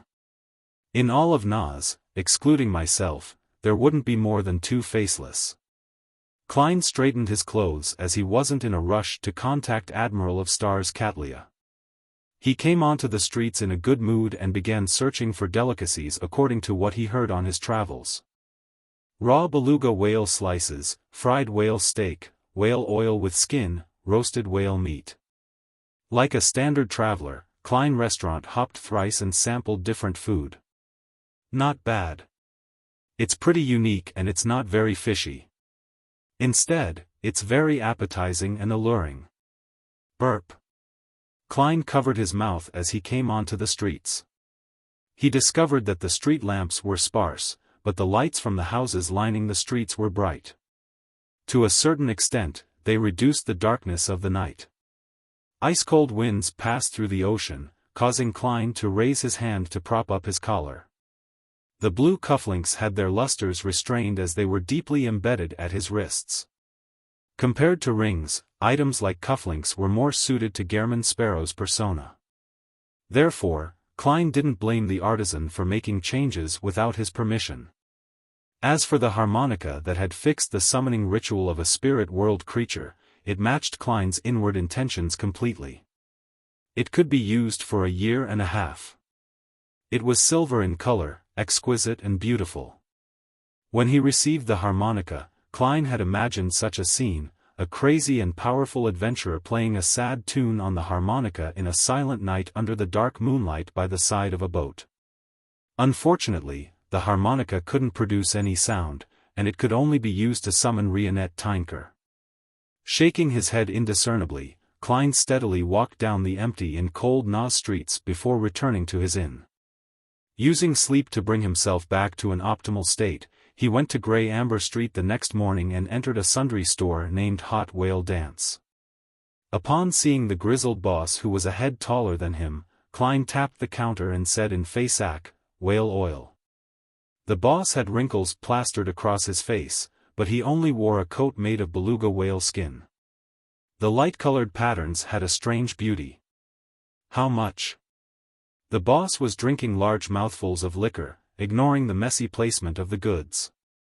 1¼ buckets, Klein replied according to the predetermined secret password. The boss's drinking actions instantly slowed down as he placed the cup of brownish-green alcohol onto the bar counter. "Do you want to try some? It's many times purer than Nepos. It's considered the mistress of all Faisak men.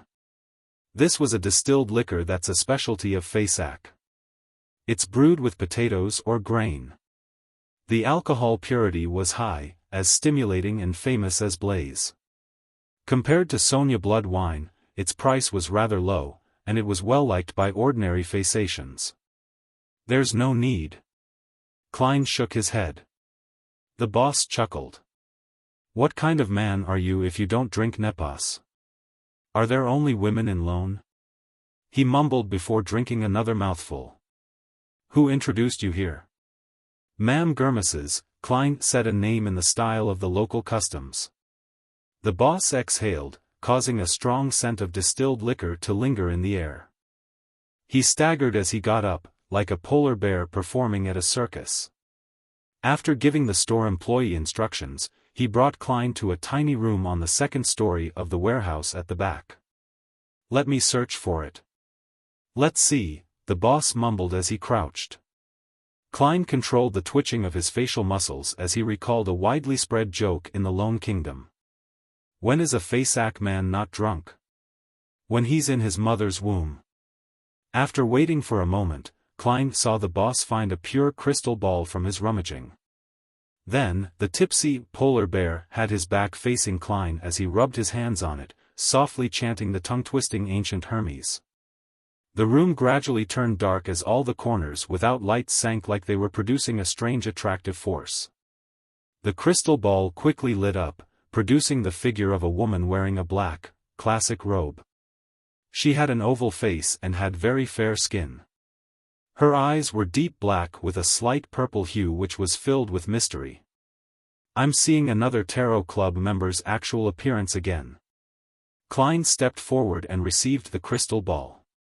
On the opposite end of the crystal ball, the hermit Katlia could also clearly see the world. He had black hair and brown eyes, with a thin and angular face. Her gaze paused for a moment before she hesitantly said, "Gehrman Sparrow?" She discovered that the true strength and standards of the Tarot Club members were far stronger than she had expected. The world was actually the crazy hunter, Gehrman Sparrow, who was considered at the level of a pirate admiral. My various assumptions of the world were problematic. Controlled, staid, experienced, and ruthless. Admiral of Stars didn't feel overly surprised. "Yes, ma'am Katlia." Klein gestured for the boss to leave the room. After it became extremely quiet, Admiral of Stars Katlia asked once again, "I'm very curious. How did you recognize my identity? I've been very careful when participating in the gatherings."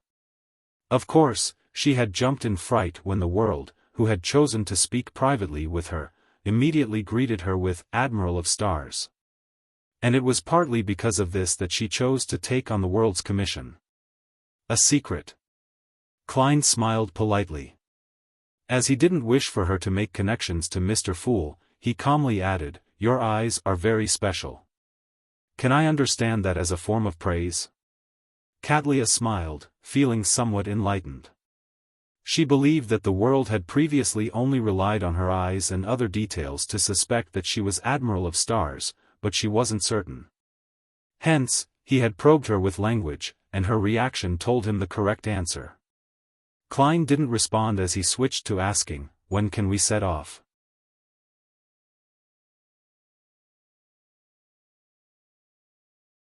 Chapter 636, Slaughterer Admiral of Stars Katlia thought before answering, "Tonight at 8. Dock 6. Not bad. There's no delay at all." Klein nodded slightly. "Okay." Just as he said that, the light inside the crystal ball suddenly converged as the figure dressed in a black, classic robe darkened and blurred before quickly vanishing. Holding the crystal ball which had turned very ordinary, Klein turned around, pulled open the door, and walked out. Glancing at the boss who was guzzling alcohol while leaning against a wall, he threw the crystal ball at him. The boss fumbled to catch it as Klein unhurriedly walked down the stairs and left the warehouse. Once he was out of Hot Whale Dance, he took out his golden pocket watch and snapped it open to check the time. It's almost noon. Most bars will be open. Klein stopped a rental carriage and used Faceac to tell the driver to head to the Lairdal Bar. It meant Dawn Bar in the local language. It was a place where adventurers would gather in the Gargas archipelago. To Klein, the gathering of different intel and news was meaningful. This might aid him in making the best judgment at critical points in time, allowing him to escape the misfortune of losing his life. Therefore, even if he didn't like bars, he often went there. He would get a cup of thick malt beer and silently sit in the corner of the bar counter and listen to any matters of interest which people mentioned at sea. In addition, he wanted to know about Roy King, who had been imprisoned in Byam's Governor-General's office. Over the past 2 months, Snake of Mercury Will Septon hadn't sent him any dreams. Similarly, Fate Counselor Ricardo didn't summon his messenger to provide him any clues to a powerful mystical item. About 20 minutes later, the carriage came to a halt. A huge vertical signboard with the words Lairdal Bar appeared before Klein's eyes. He habitually took out 2 soldi in notes and handed them to the carriage driver. It was only when he saw the worn face of the carriage driver did he suddenly realize something. He was overseas and this was a colony of Faesac. It had its own currency. The smallest denomination was the kopeck, followed by the Fey silver, and then the gold horn. They maintained the very intuitive base 10 denomination, making conversions very simple. I forgot to visit the bank to exchange for kopeck and Fey silver. I used it all at the inn and restaurant. Klein was just about to look around to see if there were any banks around when the carriage driver happily received the 2 1 soldi notes. After repeatedly checking it, he beamed with his wrinkled face. Thank you for your generosity. Klein got off the carriage. While walking towards the Lairdal Bar, he was recalling the carriage driver's delighted look. Gold pounds, soldi, and pence can be used here as well? Yes, Gargas Archipelago isn't that far from Toscarter and Oravi. Many items would be sold here, and many lone adventurers like to visit the Sea of Beluga whales. To have Lone Kingdom's currency being used in private is rather common. Haha. Lone's industry and economic strength is greater than the Faesac Empire. It can even be said to be much stronger. The gold pound is worth a lot more than the gold horn. Wait. Suddenly, he recalled something. 1 gold pound could be used to exchange for 5 gold horn. This also meant that 2 soldi was equal to 5 Fey silver. And in the City of White, a rental carriage cost 4 Fey silver an hour. There wasn't any prorated discounts. It was no wonder the carriage driver was so happy. Klein turned back and realized that the carriage had long disappeared. Sigh. Gently exhaling, Klein pressed down on his hat and pushed open the heavy wooden door before entering the Lairdal Bar. In this world, bars near the dock and factory districts often sold lunch and dinner. Therefore, they opened around 11 in the morning. At that moment, there were quite a number of adventurers, who had nothing better to do, gathered in front of the bar counter. They ordered liquor and smoked fish or vegetable soup with oil floating on the surface. They had a great time eating all of that with bread. Drinking Lanty Proof and Nepos at noon? Are they planning to be drunk the entire day? The customs of Faesac are really unacceptable. Klein mumbled as he walked to the bar counter with a deadpan expression. He sat in a corner and rapped the wooden counter. 2 toasted bread with red sausage, a set of smoked whale meat, a bowl of thick vegetable soup, and a cup of Gallus beer. Gallus beer was rather popular along the eastern seaboard of Faesac. It was rather rare in Sonia Island and the Gargas Archipelago. New here? The bartender glanced at Klein. A total of 4 Fey silver and 6 kopeck. I'm new because I don't drink liquor. Klein ignored the bartender's question and threw 2 soldi in notes. It was equivalent to 5 Fey silver and 5 kopeck. Considering how he was Gairman Sparrow, Klein held back the urge to get the bartender to give him change as he treated it as a tip. Of course, in a Backland bar, that amount of food would have cost him about 2 soldi. Having received a tip, the bartender didn't ask further. He skillfully poured a cup of Gallus beer and pushed it towards Klein.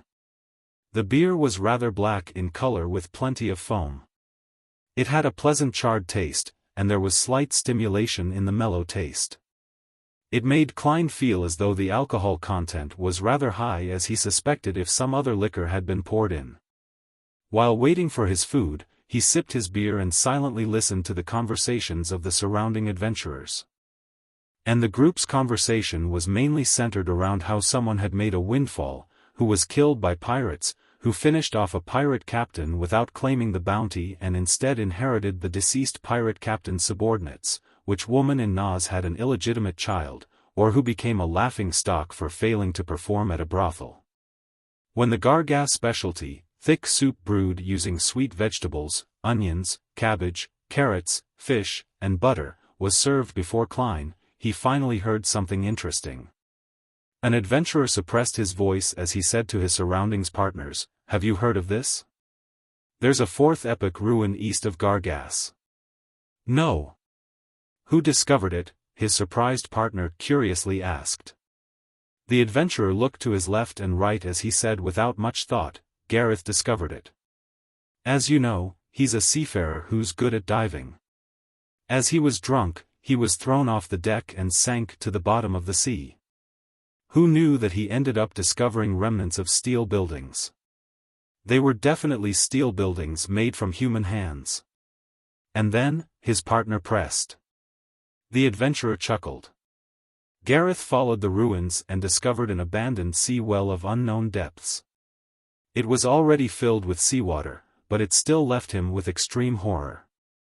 Holy Lord of Storms, this might even lead to the core of the land. He said that there was something summoning him inside, but he didn't dare explore it. So he floated up in fear. A deep sea well. Strange attraction. This might not be a fourth epoch ruin. Perhaps it's from the third epoch or second epoch." Little Sun had mentioned that during the Dark Epoch, sea monsters were subject to Elf King Saniathrim and helped him rule the bottom of the sea. Sweet, salty, and a little tartish. Klein drank a mouthful of thick vegetable soup as he forked a piece of smoked beluga whale meat. The adventurers didn't talk about Gareth's encounter, as there wasn't any sight of heart-stirring gold or jewelry, mystical items, or beyonder ingredients at the moment. The conversation quickly steered to a few adventurers who they weren't friendly with. They mocked about how they had married beautiful natives who all turned into stout and fat women a couple of years later. Their strength could even match those of low-sequence beyonders. Finally, they concluded that it might have to do with how people from Fasak had tiny bits of giant blood running in their veins. They didn't say anything of value until Klein finished his lunch and drank his beer, but the number of people inside Lairdal Bar kept increasing. Suddenly, the heavy door was pushed open as it slammed into the wall. A top-hat-donning young man who was clearly of lone blood rushed in. He shouted nervously, "Is there anyone from the Adventurer Association?" "Yes, Bilt still owes me the creation of one item." Klein watched as the young men looked around frantically while constantly turning his head back. It appeared as though someone was pursuing him. Before he could consider whether to render assistance, 3 adventurers stood up from different corners. One of them was more than 2 meters tall. He had wide shoulders and firm muscles. His hair was slightly blonde, and his eyes were a deep blue. He was rather eye-catching. The strength he appears to have matches with his substance. This isn't a beyonder of quite a significant sequence. Klein retracted his gaze as he became a spectator once again as he looked out the door. Soon, a man in a linen shirt and brown jacket appeared. He was of medium build, and his lips were purple. His brown eyes could hardly conceal the intense baneful look he tried to hide. Klein instantly connected the man to a portrait on a bounty. It was the second mate of the King of Immortality Agolito, Slaughter Curtius, with a bounty of 9,500 pounds. This is a notorious pirate. Klein's nerves tensed up as his gaze locked onto the man. He naturally hung his left hand down as his body prepared to lunge forward. Curtius swept his gaze at the 2-meter-tall giant and saw Klein before retracting his gaze. He turned to leave the Lairdal Bar without stopping at all. Very decisive, very alert. Klein frowned slightly, confident that he hadn't revealed any killing intent. He had even controlled his gaze very well. Was he worried about that giant, or is his intuition very sharp to a particular extent? Just like the premonition towards danger like devils? Klein wondered as he drank the remaining Gallus beer without participating in the private conversations of the Adventurer Association members. He left the bar and came onto the streets. Now, he didn't wish to give himself new troubles aside from finding mermaids. After circling the area, Klein discovered that Slaughterer Curtius had long departed, his whereabouts were unknown. Hence, he silently returned to his inn. City of Silver. Inside the spire, Derek Berg once again met the chief of the six-member council, Colin Iliad. He clearly remembered that nearly 70 days ago, Colin had told him that in 2 months he should prepare to be sent out on an exploration mission.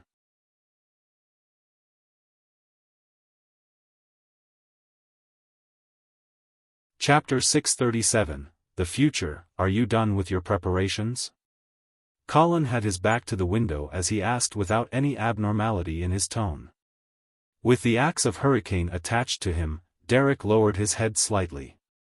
I'm done. In the past 2 months, through the patrol missions and arduous practice, he had fully mastered the various Beyonder powers of Solar High Priest. He was already not too far from digesting the potion. What he wished for the most was to obtain the Sun Pathways Sequence 6 potion formula in the next 2 to 3 tarot gatherings, so as to ensure his continual advancement. The release of Shepherd Lovia made him feel highly threatened. He believed that only by reaching the same Sequence 5 would he have a chance of effectively putting her in check and avert the potential danger of the City of Silver.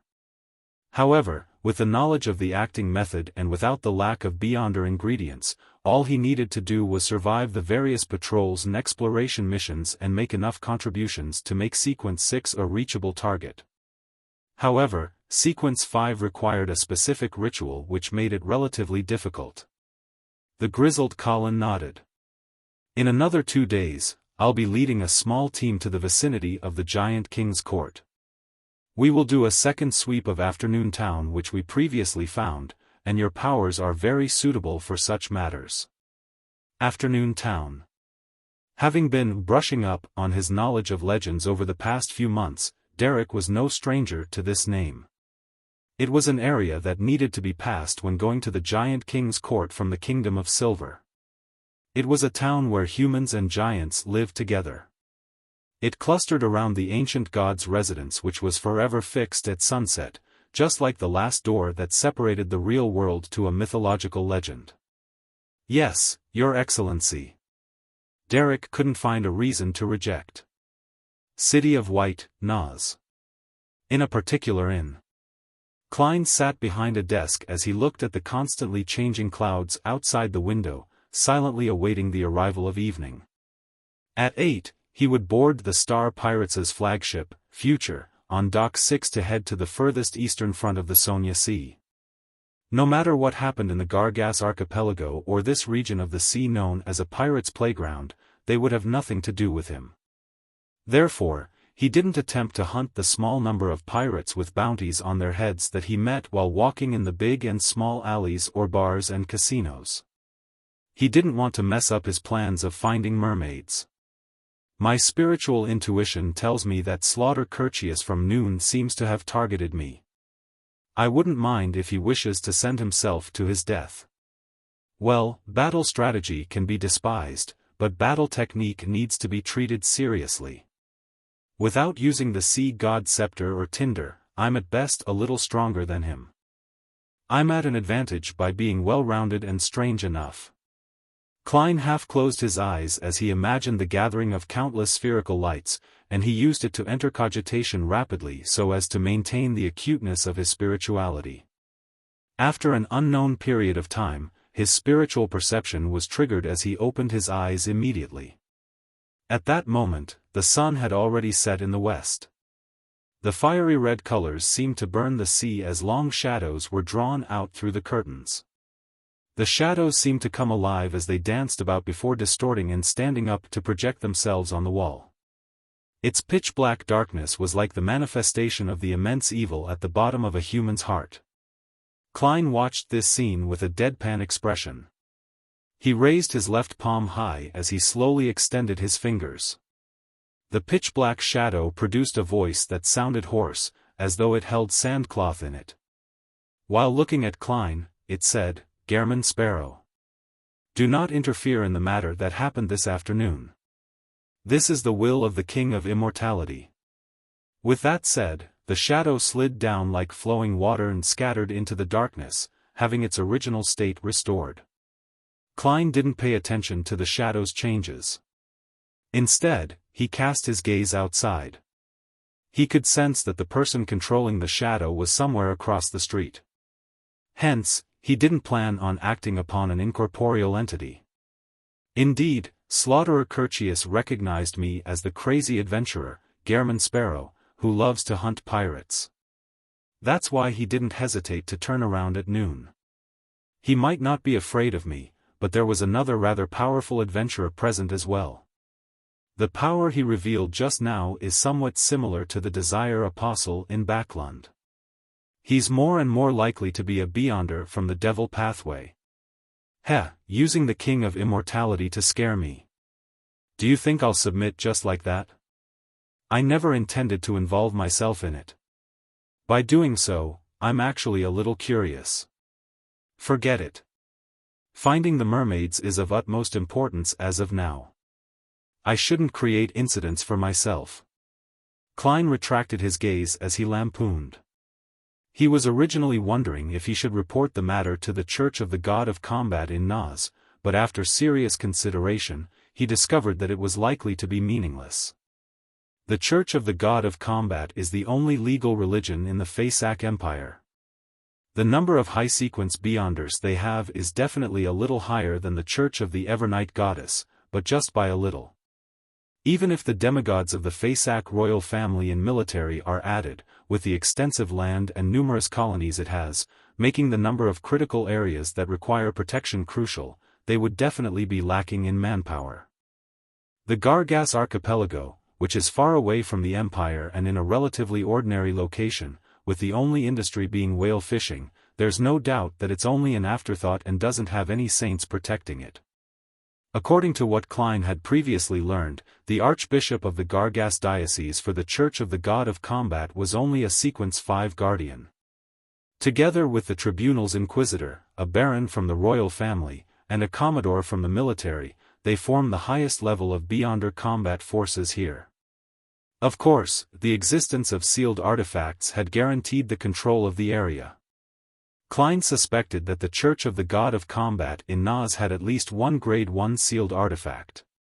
Only by doing so could they combine it with their fleets and Beyonders to ensure that the whale oil and grey amber trade industry wouldn't be under the control of pirates and not end up as one of the vassals of one of the four kings.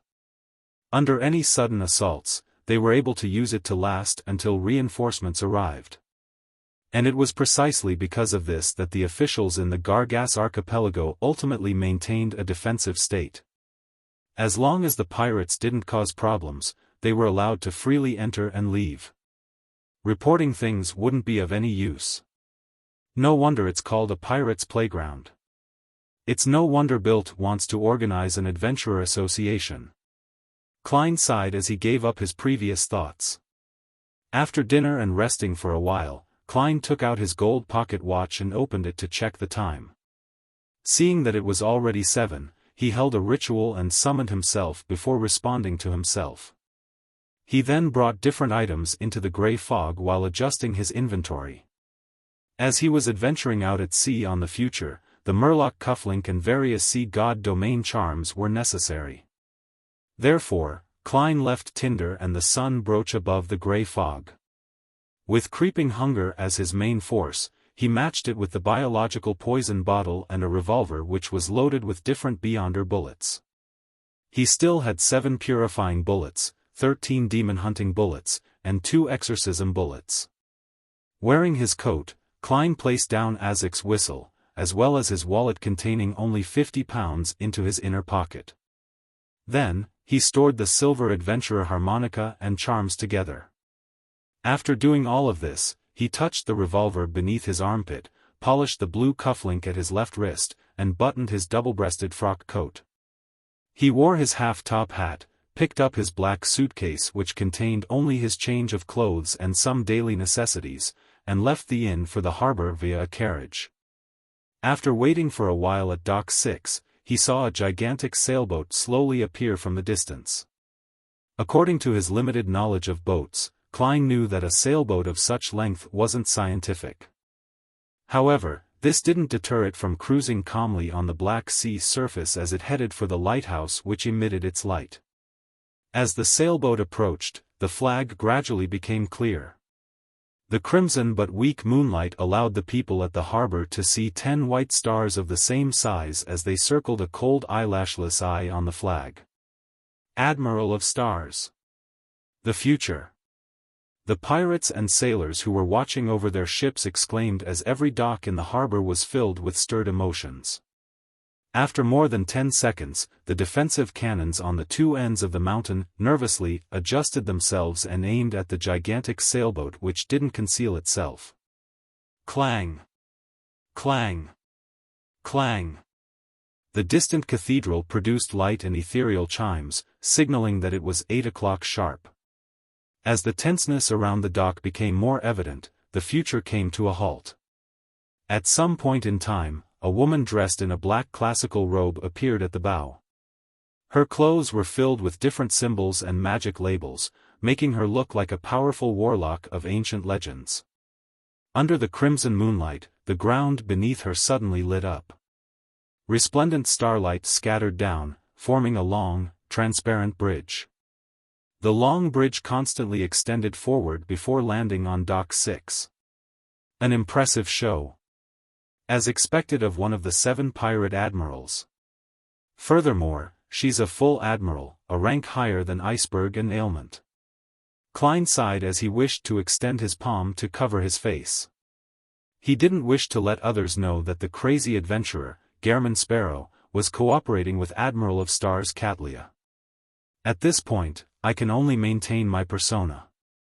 Once I'm done digesting the potion and by the time I'm back in the northern continent, there wouldn't be Gehrman Sparrow anymore.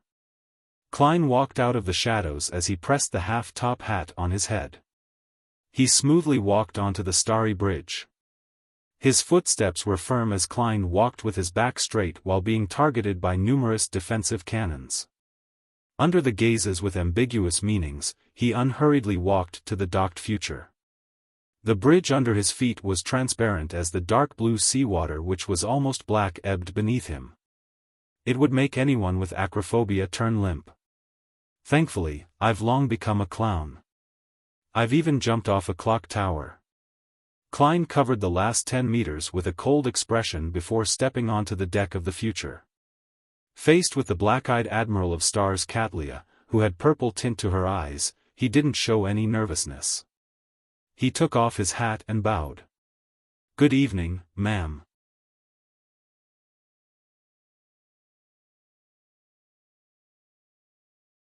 Chapter 638, Poison Expert. While Klein bowed, the purple tint in black-haired Katlia's eyes converged as they seemed to turn into an abyss that could suck up souls. What already exuded an air of mystery had turned even more obvious. She saw that the astral projection deep inside Gehrman Sparrow's ether body was pure darkness. In minute areas, there were dark flows with unending changes. She saw that Gehrman Sparrow's left hand was bright and lustrous, but it was stained with a sanguine color that couldn't be dispersed. She saw a blue luster by Gehrman Sparrow's wrist and a silver flow on his left pocket. The colors were bright and obvious as though they were connected to the illusory, stacked spirit world. There was the sound of the tide and the illusory sounds of wind surrounding the items. She saw an intermix of green and black lusters by Gehrman Sparrow's right pocket, as well as 2 points of golden, silver, and bronze under his armpit. At his chest, there was a deep grayish-white like rotting death. For mystical items and beyonder artifacts or spirituality charms in units of 10. Katlia's eyes were a little dazzled as she couldn't help but close them for a moment. She nodded as well. "Good evening, Mr. Sparrow." Even as a powerhouse who was famous across the seas, a senior member of the 7 pirate admirals, she seldom saw people who armed themselves to the teeth with beyonder items. Of course, she had also seen people with more mystical items, beyonder artifacts, and spirituality charms, but they had secret organizations backing them. They typically had several ships and more than 1,000 pirates under them. Many things needed to be turned in, split and shared, as well as sold in order to maintain and strengthen one's faction. Few things could be left in their possession as a result. However, few was relative. They could compare with what Gehrman Sparrow presently had, but Katlia had reduced her items to only 2 after several trades. They were 2 items that were sufficiently powerful and mystical enough to match her identity as a pirate admiral. Apart from the lusters representing different items, Katlia's black eyes, which were slightly purple, could also tell that Gehrman wasn't real enough. He seemed to be hidden behind thick curtains. This is the reason why he gives me the feeling like he's not a living person at the Tarot Club. He has quite a number of secrets. It involves at least a sequence 3 saint or an even higher level angel. Katlia didn't dare take another look as the glow in her eyes were no longer as profound. Meanwhile, she mocked herself, believing that some of her guesses about the world and Gehrman Sparrow were somewhat funny. Involves a sequence 3 saint or an even higher leveled angel. There's nothing wrong with that, since he's like me, a member of the Tarot Club. We're definitely involved with Mr. Fool, who's likely a reawakened ancient god. After exchanging greetings, Katlia didn't engage in further small talk. She led Klein towards the cabin. At this moment, the Future, which had been docked, set sail again. A long contour was drawn on the surface of the sea as it cruised east of the whale fishing route. With that, the tense atmosphere at the Nas harbor dispersed. Gazes from various sailors were cast over. Klein didn't show any signs of pressure as he surveyed the area and said with a tone as though he was back in his own home, "There are fewer people than I expected." Katlia turned her head and glanced at him before answering simply, "East of the whaling route is very dangerous.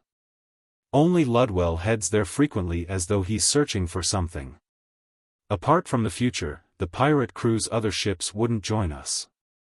Similarly, a large number of sailors have been placed on the other ships. Only the minimum number needed to guarantee the successful voyage of the ship has been maintained. A very wise choice. Ludwell. That Admiral Hell Ludwell? Mr. Hanged Man mentioned him a long time ago. He said that he was beginning to study Sonia C's eastern end of the navigation. Klein nodded a little without a word. This was Gehrman Sparrow's bearing. He silently observed his surroundings and realized that the deck, the cabin, and spars were covered with mysterious and abstract symbols. As a whole, it looked like a gigantic ritualistic magic ceremony. It's like the Golden Dream. It's a sailboat of mystery, but it's not at the level of a ghost ship. Compared to Admiral of Stars and Vice Admiral Iceberg, Tracy, who has only become a pirate admiral for the past few months, clearly is considerably more inferior. The Black Death has nothing special about it. Klein retracted his gaze and followed Katlia to the cabin's entrance. Waiting here was a man in dungarees and a white shirt. He was in his 30s and looked strong and fit. He had thick body hair. As for his forearm, which was exposed outside, it seemed like he was donning a brown sweater. He wore a circular hair with a depression in the middle as he revealed a smile and stretched out his right hand. The first mate of the Future, Frank Lee. "Good evening, Mr. Sparrow." Poison expert Frank Lee, who has a bounty of 7,000 pounds. Klein instantly recognized the man. Considering how Gehrman Sparrow didn't have the habit of shaking hands, he bent his back slightly and said, "Good evening." Frank Lee retracted his right hand and glanced at Katlia. He said while maintaining his smile, "You seem to know me?" "That's right. The picture I took before is on my arrest warrant." "Don't mind the poison expert title. I'm a very friendly person, as long as I'm not facing those darn bastards. My greatest hobby is to study soil and figure out crossbreeding techniques. Believe me, this is the future of humanity. But the people from the Church of Mother Earth don't believe him. Cadlia gave Klein an introduction in the most subtle manner. He's originally someone from the Church of Mother Earth. Crossbreeding techniques are good. As long as the quantity rises, it will be able to provide for more humans, raising the poverty line. Klein looked at Frank Lee, and he calmly said courteously and truthfully, "This is something commendable. You are indeed an adventurer who doesn't share the viewpoint of the common man. Excellent. Excellent. There are just too few people like you." Frank Lee's blue eyes revealed a clear look of pleasant surprise. "I've only tried crossbreeding a bull, a cow, and wheat together, allowing calves to be born like wheat. For that, I was almost sent to court by the Church of Mother Earth. My benevolent mother, they don't understand your true will at all. Crossbreeding a bull, a cow, and wheat. You devil." Only then did Klein realize that his understanding of crossbreeding techniques was different from what Frank Lee was talking about. He maintained a stoic expression without providing any further explanation. Under the lead of Frank Lee, who was reeling in a sudden bout of enthusiasm, Klein walked through the corridor beside Cadlia. After stepping on the steps and arriving at a higher level, Klein's spiritual perception stirred as he cast his gaze to a shadow beside him. A figure grew out of the distorted darkness, a thin and tall but pale figure. His cheeks were nearly transparent, and his nose bridge was disharmonious and tall. His entire being gave off a sickly feeling. "This is the second mate of the future, Heath Doyle," Frank Lee introduced with a smile. "Bloodless Heath, whose bounty is higher than yours at 7,600 pounds. Klein quickly matched the face to the correct bounty notice. Heath nodded as a greeting before receding back into the shadows. "He's a Rose Bishop." When turning around to head for the captain's cabin, Frank Lee warmly mentioned Heath Doyle's situation. "You are telling me your second mate sequenced directly?" Klein nearly pricked his brows. He secretly glanced at Cadlia and discovered her masked exasperation. "Are you puzzled and worried that he's a devout believer of the true Creator, a lunatic who has been tainted?" "No, He's a lucky fellow. Due to an incident, the ordinary him was scattered with the potion concocted from a Rose Bishop's Beyonder ingredients. The potion seeped into him, bit by bit, and he survived the ordeal. Finally, he became quite a special Beyonder. As he didn't experience the listener stage, he wasn't tainted, nor did he become a lunatic. As long as he doesn't proactively use the Beyonder power, listen, he remains an ordinary person," Frank Lee said in a flaunting tone. "What an enviable fellow. He reached sequence 6 in one go. Furthermore, he didn't turn mentally unstable like the sea serpent, Calvetua." Klein sighed silently as he watched Admiral of Stars open the door to the captain's cabin. Cadlia pointed inside. "Your room is diagonally across from here. Frank will send you over. If there's anything, you can come to me directly. You can have your meals at the dining hall at any time. You can also get Frank to send someone to bring food to your room. What you choose is dependent on your preference. Admiral of Stars does things in a very clear and direct manner. Yes, she's a mature and wise lady." Klein praised inwardly as he replied without a change in expression, "Okay." He took this opportunity to glance at the layout of the captain's cabin, discovering that it contained a bookshelf, a full-body mirror, a table, and a carpet. "She actually reads. Isn't she unable to digest all the information the hidden sage imbues in her?" Klein thought in amusement. At this moment, having seen their conversation come to an end, Frank Lee passionately promoted, "Mr. Sparrow, would you like a serving of roasted potatoes tonight? When you chew it, it's like beef and its taste is like beef, but it's certainly potatoes. Will I get sick eating that?" Klein answered coldly, "I don't eat supper." "All right then." Frank Lee drooped his shoulders and was just about to lead Klein to his room.